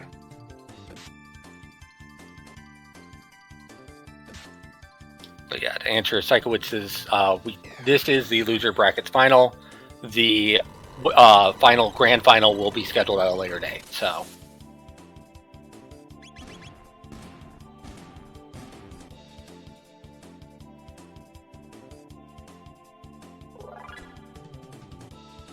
as SVJ is going through the first encounters after the first two bosses, so we have AzureCale still in barrier phase, which again, you kind of want to approach barrier phase tentatively when you know you're getting close, making sure that everyone is ready to go when you need to just go, because it is a soft enrage. They will just keep spamming spells until you die or they die. Indeed, and there it is.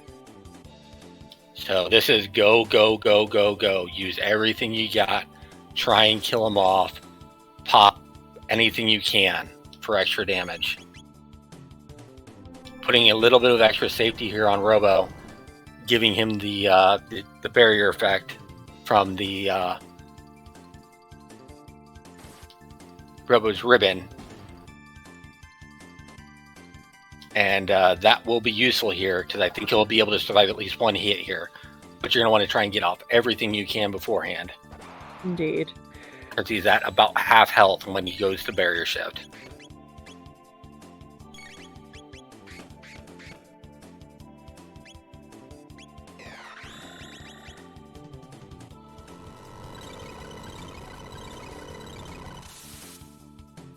So we get first Luminaire. Chrono's probably dead here. Magus may be dead.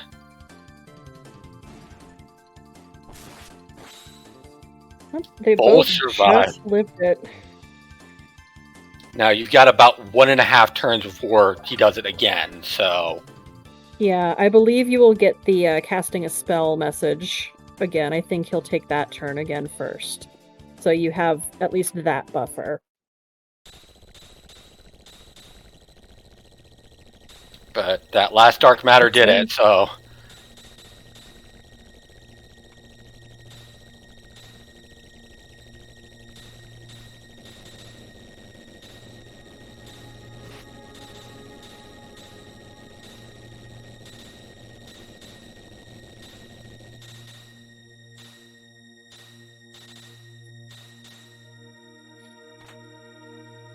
I really enjoy so when characters take the place of other characters and try to perform their animations, sometimes you get some really interesting frames.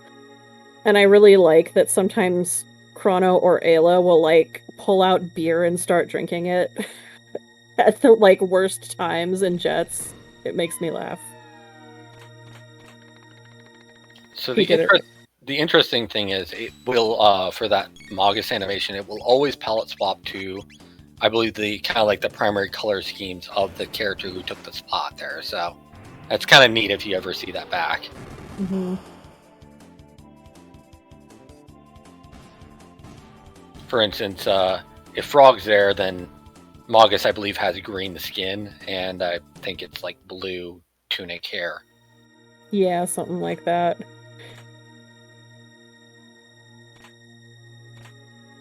Okay, AzureCale into Zeal, checking the better of the new shops. We get elixirs. Ooh, and prism helms and dresses. Oh, goodness. Not that AzureCale has any women, so the prism dresses won't be useful, but those helms, ooh. That is... Well, I mean, like, this is a seed. Some days you're spoiled for status resistance, other days you get none. Indeed. This day you're spoiled.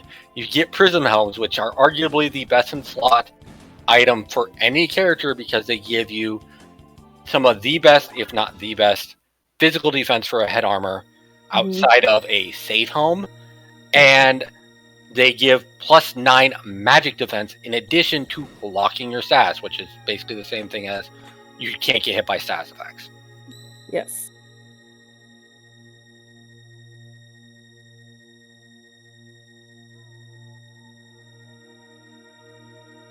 It is something that will always make me excited to see because it has just so much safety implications. Indeed.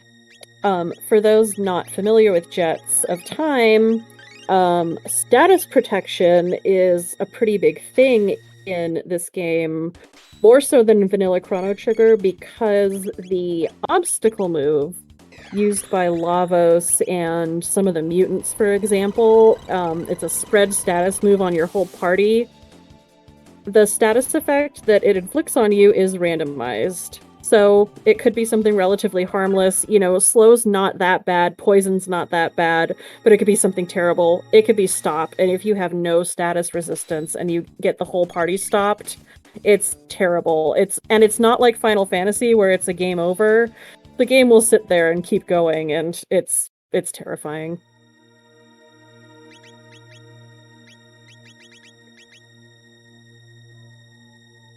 I mean, there's really only one option at that one, it's the boogie down as you pray. Indeed.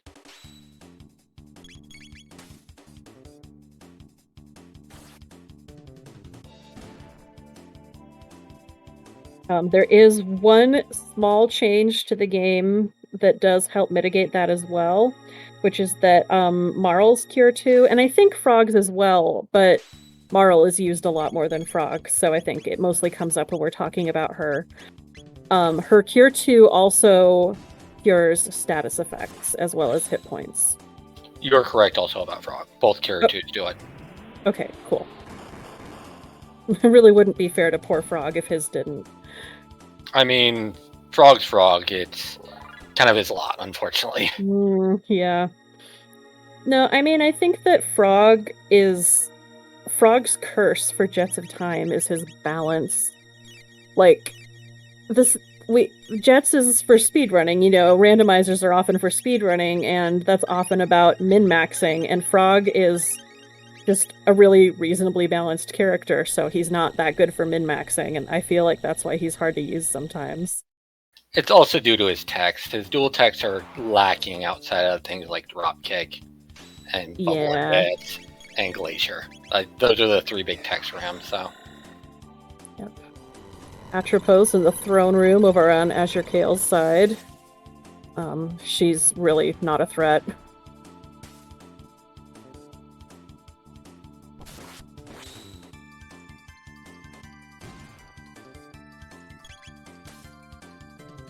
Atropos, what you typically want to see Atropos do is just basically robot punch you a lot and heal yourself because you're going to basically outdamage her. The tackles will hit in an AoE. She also can do a bomb attack that will hit in an AoE for all characters. And then when you kill her, she does a I am maneuver, which does AoE damage, kind of like a burp. Yep.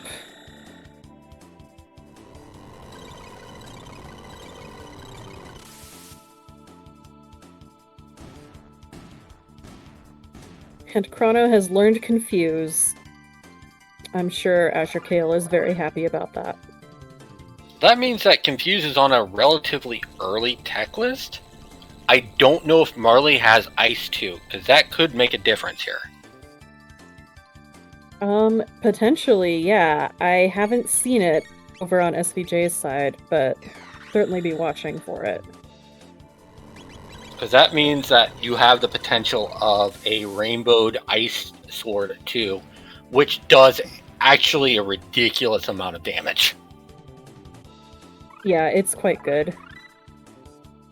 As SVJ just gets confused, but does not get Ice Sword 2, so that means Ice 2 is not unlocked yet. Later, yeah.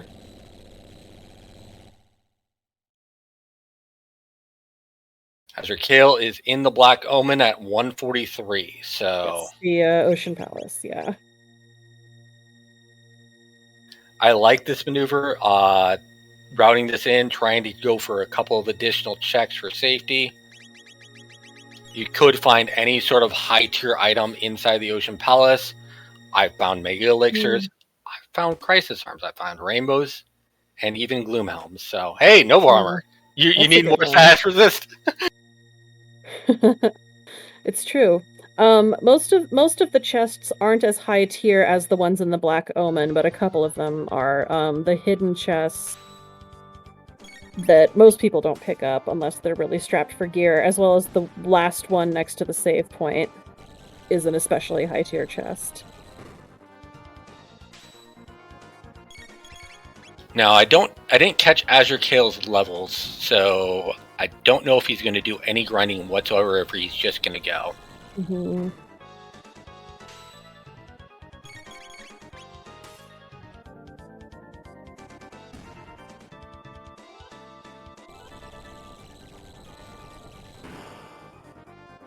$27. 27, okay. So we're going to have a small grind here from AzureCale.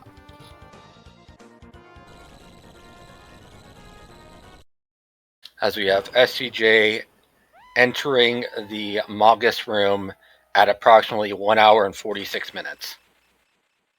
Yep, so right now he's about 15 minutes behind when Kale got there. And for anyone who missed the beginning of the match, SVJ very unfortunately got a soft and had to just completely start over, so lost between 9 and 10 minutes of progress.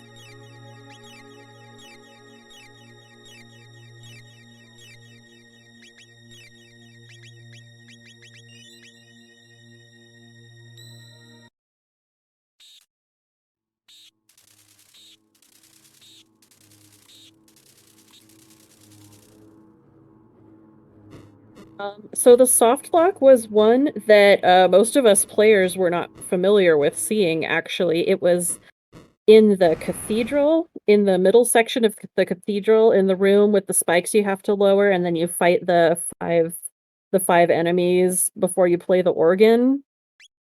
It was in that room. Not exactly sure what caused it.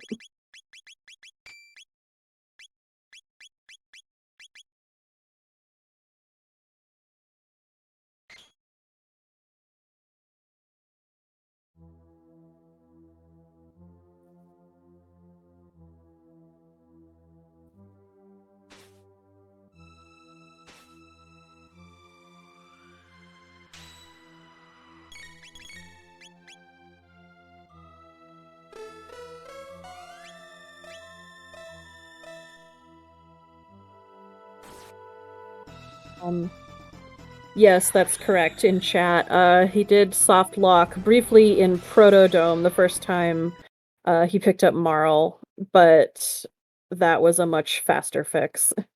He remembered to save outside the Protodome this time. He got me once last time, so.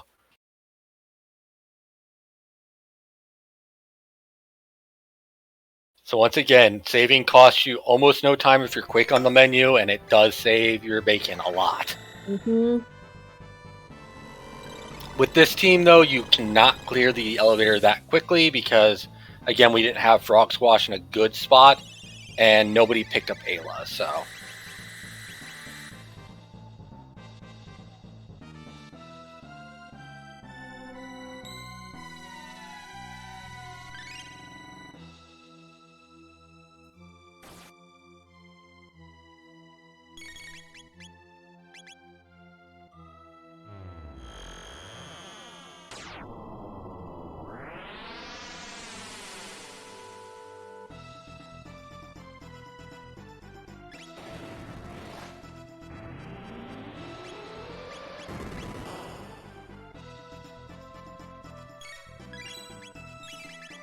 Which means, since we know that Ayla was in the burrow at this point, we do know that Luca was on top of Dactyl.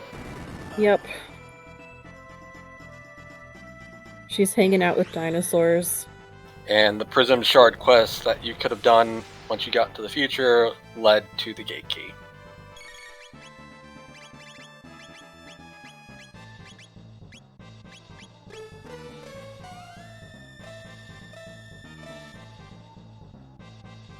Right, AzureCale is on the elevator.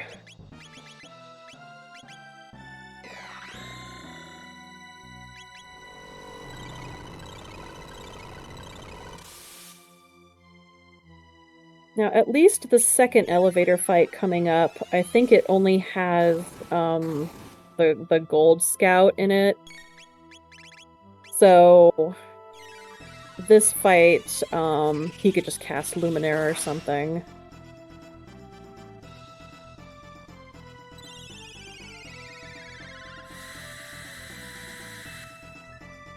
Or you could chop up the scout physically and then cast Dark Matter.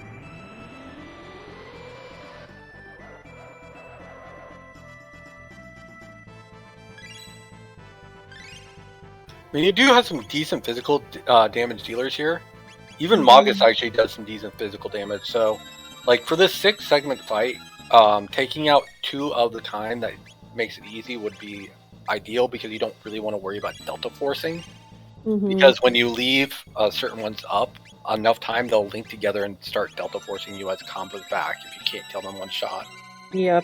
Yeah, SVJ having a little trouble with Chrono Magus over there. Looks like the party is back up.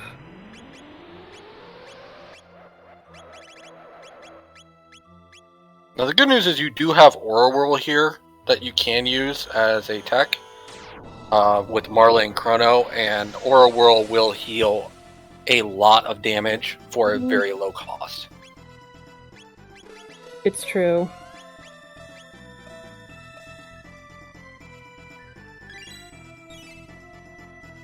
Now, I don't think I saw a counter after that particular attack, so... Yep, here we go. Yep.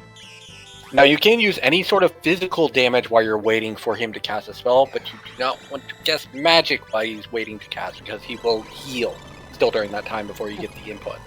Unless it's the element he was already on, you can keep using that one.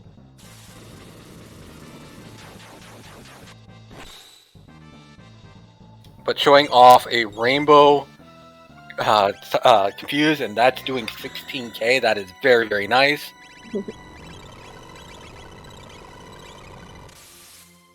Nice scout skip there on Kale's side. However, with only 2 damage dealers here, I think he's going to get a Luminaire.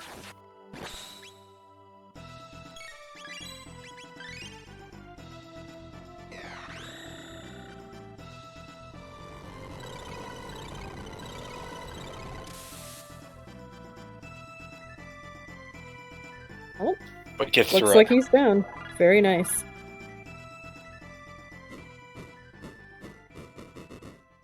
There's the Delta attack over on AzureCale's side.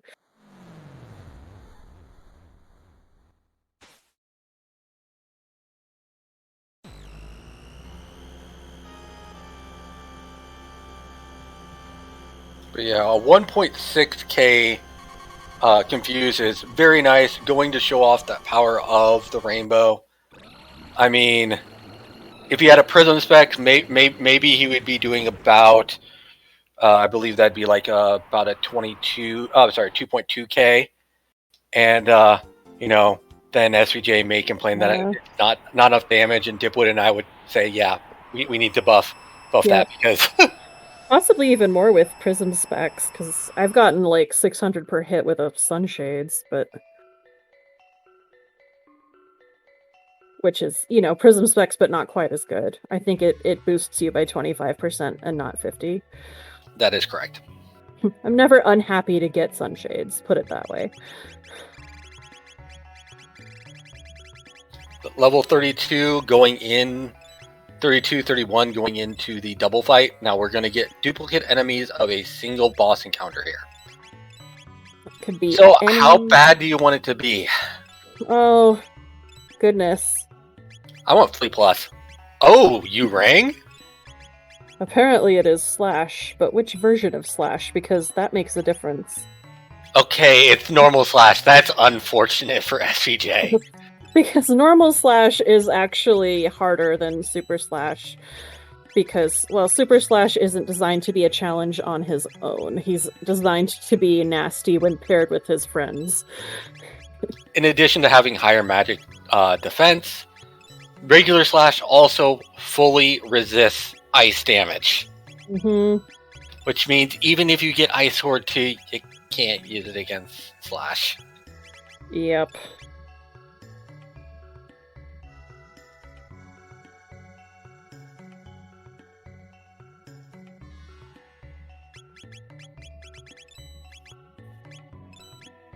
Oh, Silver Studs in the other new shop. Wow. That's not bad. Actually, with all that stash resistance, those Silver Studs are pretty awesome to pick up because I tend to value MP with expensive combo techs, especially things like Triple Kick or Confuse. Yeah. Unless you can hit very specific breakpoints with Sunshades and Prism Specs. Yeah, I mean, I would argue that in terms of expensive techs, studs are possibly one of the most valuable things to put on those characters. I will always prioritize Sunshades or Prism Specs, but maybe nothing else.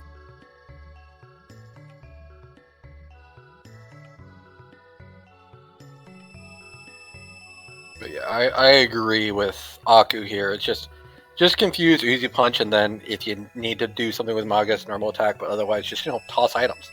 Feed the Uzi Punch and confuse train. Indeed. I mean, the MP cost is going to start adding up, so chuck ethers. It's not bad in Jets to have a character who can chuck ethers. Each of those confuse and Uzi Punch cost 15 apiece every time you do it, so. But gets through the fight. 1 hour and 56 minutes. Jester is just going into his golem fight, which is... That's Atropos. Atropos, indeed. Now you got me doing it.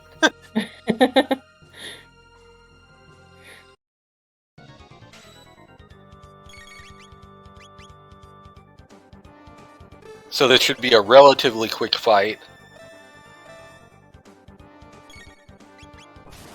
But Azure is going to be entering in Lavos at the 1 hour and probably about 57:30.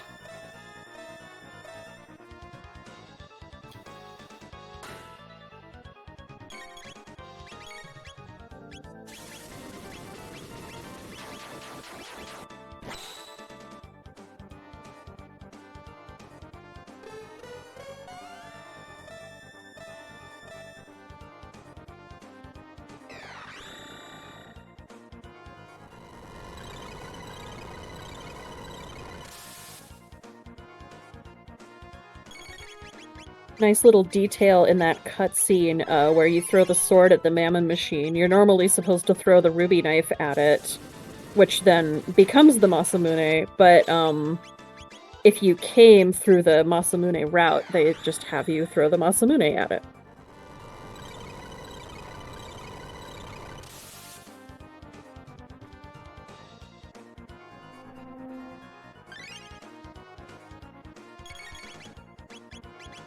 Okay. Now I believe it is around 1100 or 12k damage to get through Lava's shell. Yes. And I believe it's 12, sorry. Yeah. And it's a very cyclical fight. So 1.5 there coming out from the first two, so that's about 3k, and then we get a confuse here that's hitting for another 1500. So easy math today if you're trying to keep track in your head. Another 2k, yeah. So like we got 3.5k. Yep.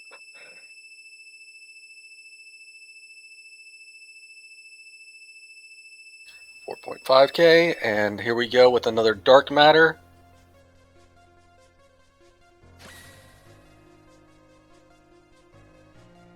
$6k, and now we got 7.5k. Another confused, we got 9k, and we should wrap up by the next time we get this one done. SVJ is now into the Ocean Palace. Yep, here comes Obstacle, but I don't know if it'll even do anything. I didn't see the equipment, but there's been so much nice status protection, I can't imagine that's going to be an issue. And it's done. And Lava's dropped a moon armor. I think there's also like a rage band on Chrono because he was Mhm. getting some extra swings in, and they're critting because 70% crit rate on that rainbow is really nice. Yep. Honestly, even in vanilla, a rage band, or like the frenzy band, which is just a rage band but better, was my favorite accessory on him. Rage band has a 50% rate, and I believe the frenzy band has an 80% rate. Yes, 80. It's the same thing for resist if you're wondering for like ruby vest versus ruby armor, versus or Taban vest and Taban suit. Indeed.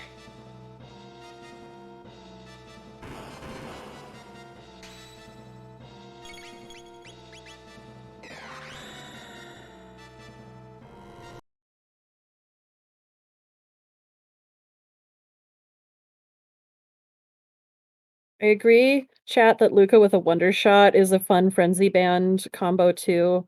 I am very attached to Prism Specs Luca though, physical or magical.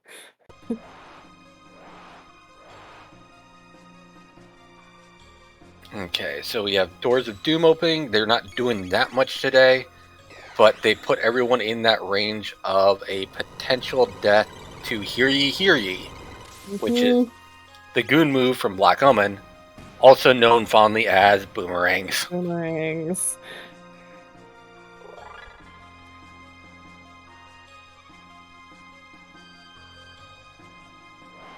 Yes, Inner Lavos will do his special laser beam attack first, and then generally we'll follow up with each of the arms doing what we call the boomerang attacks. So it's definitely a good idea to try to kill at least one of the arms before they can do that, if not both. So, yep, after you kill one of the arms, what it will immediately do after that is heal the boss, the head, for damage done, which can be negligible. Then it will immediately remove the status protection from one of your characters. Yes, and not just status protection, but things like safe and barrier.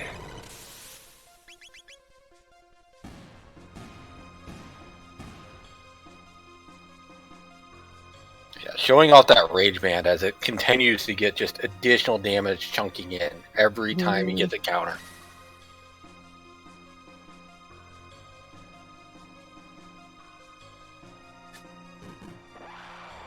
That's been a crit on every one of those, so that's 70% to the third power. So we're getting into some low numbers at this point. I believe that is like almost like 30% at that point. Yeah, possibly. Those confuses for 2K. Very nice.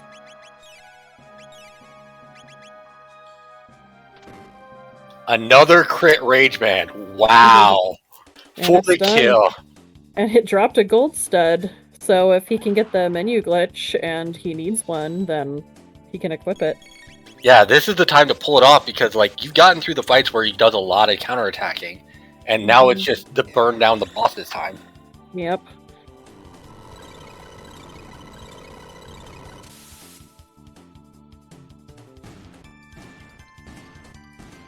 Now, for those of you looking to do the menu glitch, wait until the screen goes black here, and right a little bit after it goes black, hit your menu. And he gets it. Yep. As a huge tech, it is something that takes a decent amount of practice, but being able to do a quick heal up and even just the bare ethering here is just super consistent. Yeah, if you hold the menu button, as Chad is saying, it's a little easier. And I still swear by the musical cue. I psych myself out if I wait for the screen to go black, but if I close my eyes, I can do it like every time. But it's because there's a specific note in the song. If you hit the button on that note, you'll get it. Oh, I love it. AzureCale going for left bit strats in addition to dark mattering. He's going to cleave down the center bit while doing damage. Nice. That is optimal play there because that way you're not getting any counters because the center bit's still up. And the left bit has 3k health, so it's going to die right now. Yep. We do have a Grand Stone coming up. Well, only if the center bit lives long enough, so let's just hope he can deal out enough damage to not have to see that. He may put a little bit of damage in. Yep, he's going to put a little bit damage in the center bit at this point. Unfortunately, okay, so are you going to go in or are you going to keep going with that center bit? Because you got 2k dumbing from this next one, so a single attack from Robo afterwards should kill the center bit, I believe. I believe it has 9k health.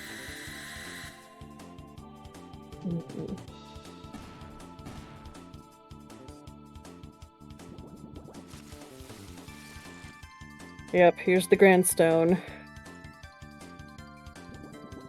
The good news is you're still relatively high HP. You're going to survive through that. Yep. Robo Heal Beam is probably going to do... Yeah, it actually does a lot more because I think he popped some magic tabs into Robo. Mm-hmm. So some good healing coming out there and just going to keep burning down, so... Again, chip damage to that right bit while you're trying to kill the center bit. Unfortunately, it's going to revive the other one at the same time. And it's about to revive soon. Yep, that will be pretty soon here. I think AzureCale's doing a pretty good job, though. I would say it's fairly unusual to see this form of Lavos get one-cycled, i.e., take the right bit down before the active life brings back the bits. It doesn't never happen. I've seen it happen, but generally speaking, I think most of the fights I see are like 2-cycle.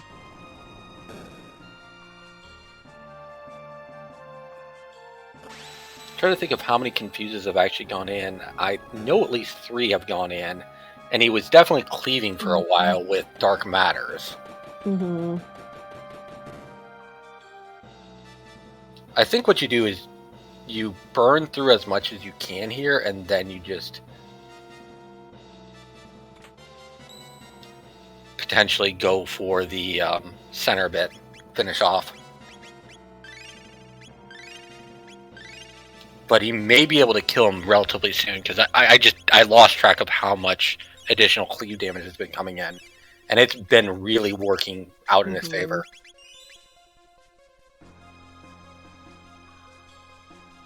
Actually, this may be close right now. Oh! I think he was... I know he was in the upper 15k at that point. At least 15k plus, so... Because Chrono alone had done at least 8k, so... Right.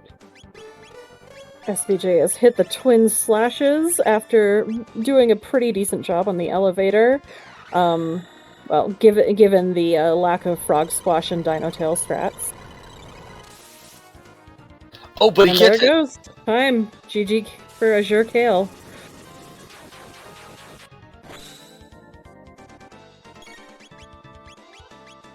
with an official race time of 2:07:32.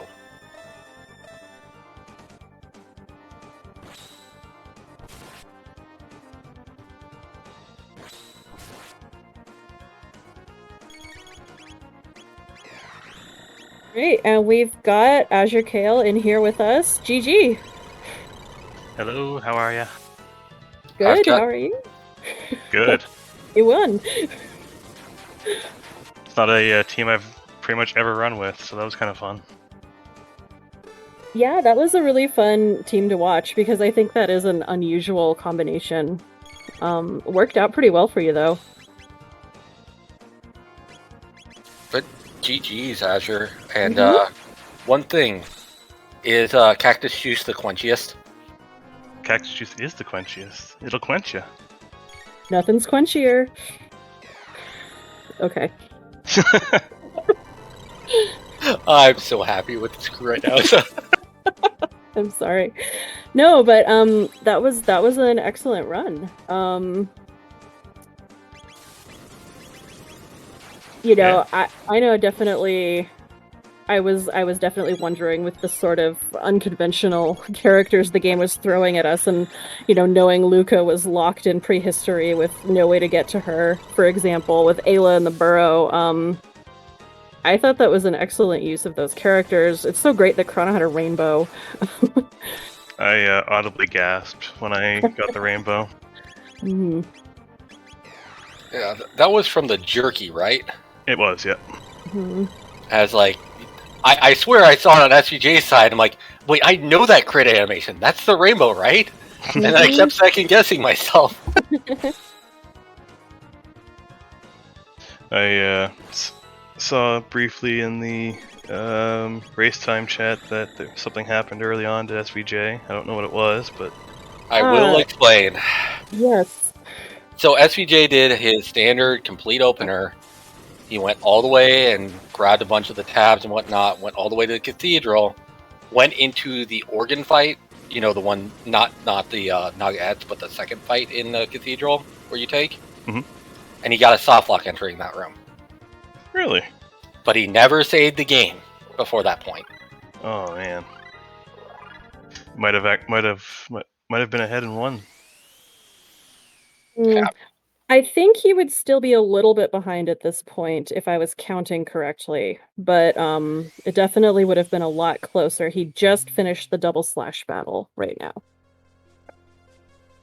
Well, yeah, it would have been closer. You went into, I believe you went into Lavos 1 at 157.40. So yes. Mhm.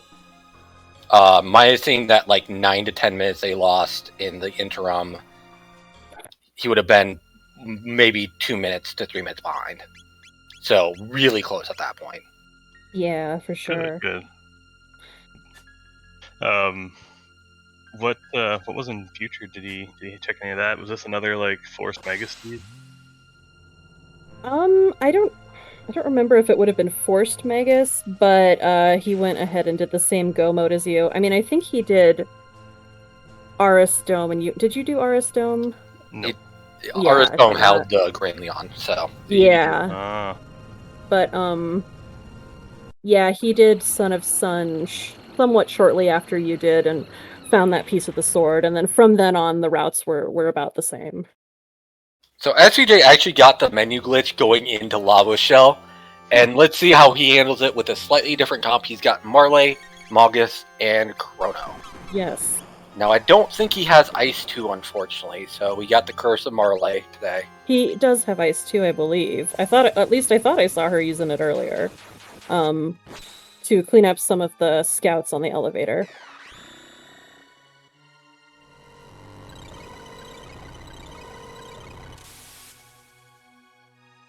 But yeah, GG again to AzureCale. Are you excited to go against Dipwood in the finals?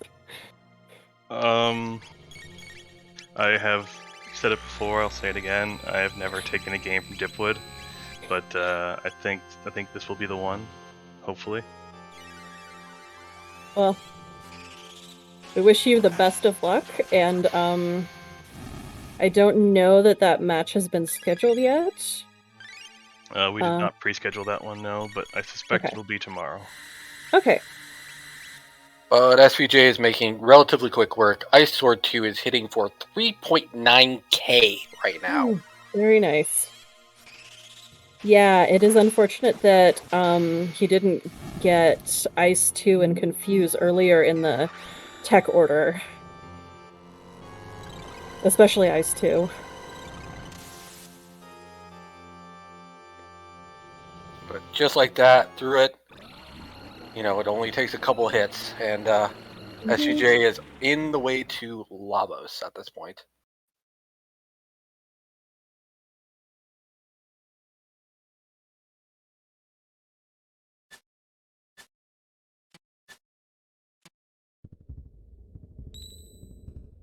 As we have the still beating heart, the last shelter being used, SVJ prepping for the final encounter.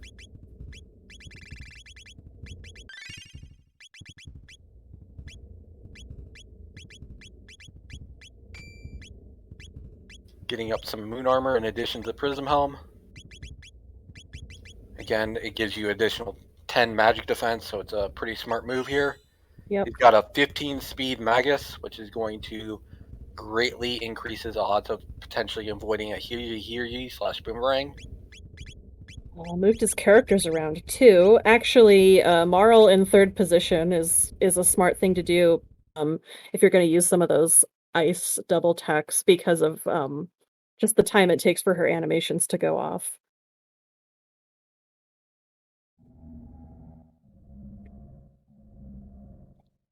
And I believe the arms have 4K and 5K respectively, so...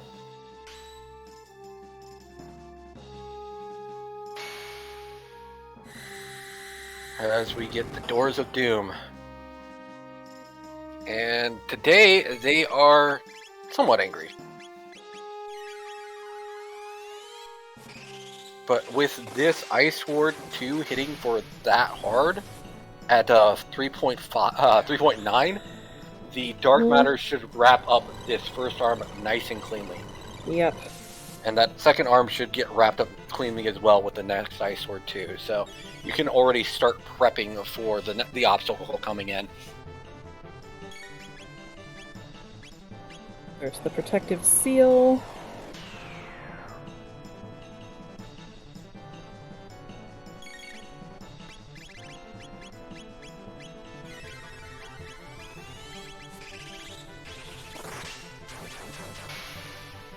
Some healing there on Chrono.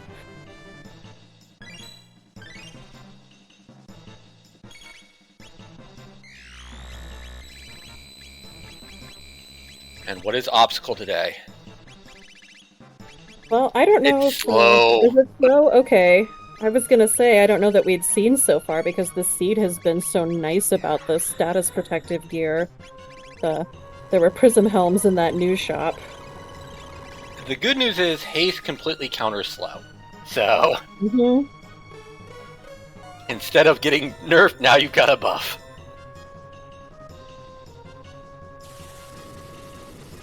And he smartly waited until Chrono did his action after getting hasted, so that way he'd benefit from the haste. And now we can go with his Ice Swords. That is correct. Haste doesn't kick in until after the character takes an action. So you don't want to have a character take an action and then cast haste. You want to do the opposite. With these Dark Matters coming in, I think we have enough damage because he's already used one Confuse at this point, so... Or is he going to take it safe here? Has to use the Ethers for the Confuse. Yep. Was missing a little bit of MP. Yep, that should do it. And gets a speed tap and a gold stud. Now, will he get it off? Now, the big advantage that we saw in the race between these two Lavos fights was how much the Rage Band was coming into play for AzureCale. Getting all those crits, I think you were like 4 or 5 for 5 on that one. And that was doing massive damage here.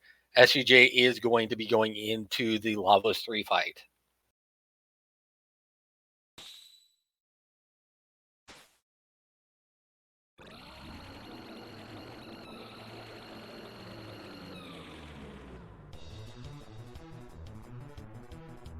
Does not get the mini glitch. It's slightly early, unfortunately.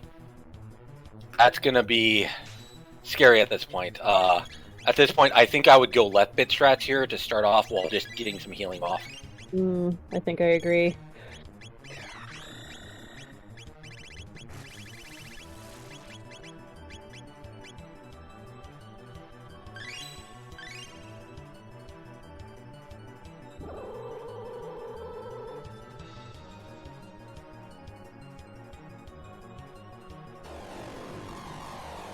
Protective seal going on to Marl, which is not great because I think that means that the prism dress she has on isn't going to give her the barrier status anymore.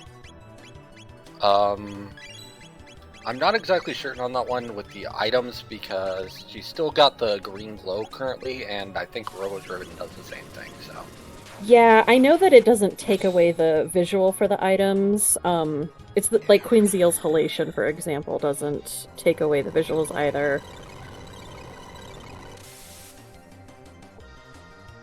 But he's got 4K into that center bit at this point.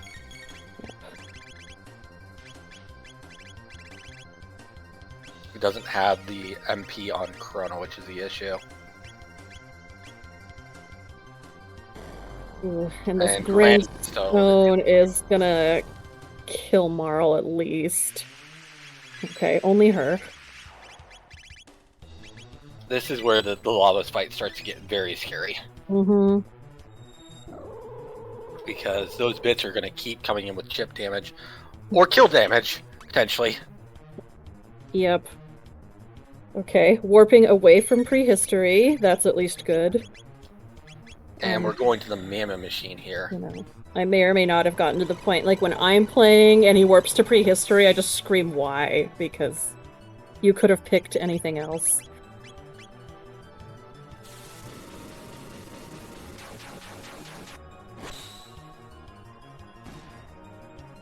Okay. But center bit is down, and the good news is they didn't physically attack. Oh, ooh, but that's gonna take Magus out. Now, does Chrono have life? Because you may consider using life here instead. I know. Gosh, Marl has life too, and she's up now. Gonna Aura Whirl first to make sure Chrono and Marl can survive an attack, which is wise. At this point, we're looking at probably using some. I'd just try and get some MP back and just go full in when you can. Mm-hmm. Start using those full ethers. They'll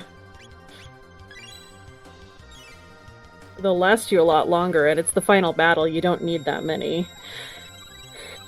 Get a comfortable amount of damage in, and then you can start trying to cleave with some dark matters as you're dealing with that center bit again. Which is exactly what we're seeing here, and that's great.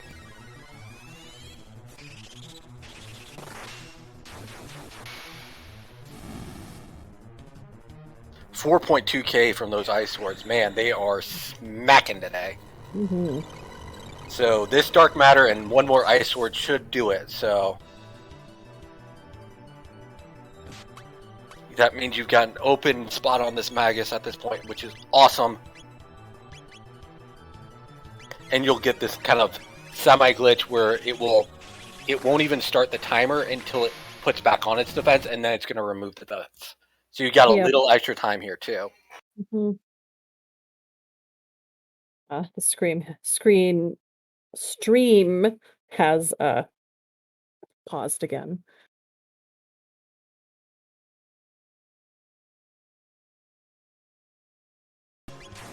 Yeah. So the two checks that were not done were Geno Dome and Prism, unfortunately. But we're already into the center bit, and Marley and Chrono have full MP, so they're perfectly ready to get going on these Ice Sword 2s. Right. At 4K apiece, this is going to be fairly quickly, especially with the chip damage that was done earlier with the dark matter. So, yep, it'll be a little less than 4K on that bit, but not by much.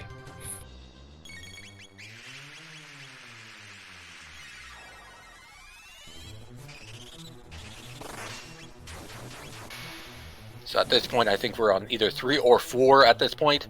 So it's going to be done in this cycle, either before or after the Lavos bit. There's another active life, but I'm sure there's a decent amount of damage on that right bit at this point. That's at least 4 that we've seen so far, so... Mm-hmm.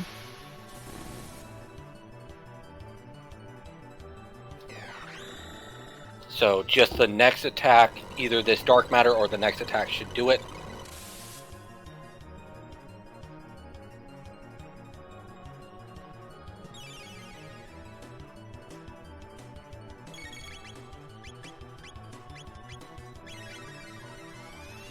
As this Ice Sword 2 is coming in for the final 3.9k damage. That right bit is dead. time, and GG to SaintVonJester. Man, With another speed tab drop. an official race time of 2:23:54.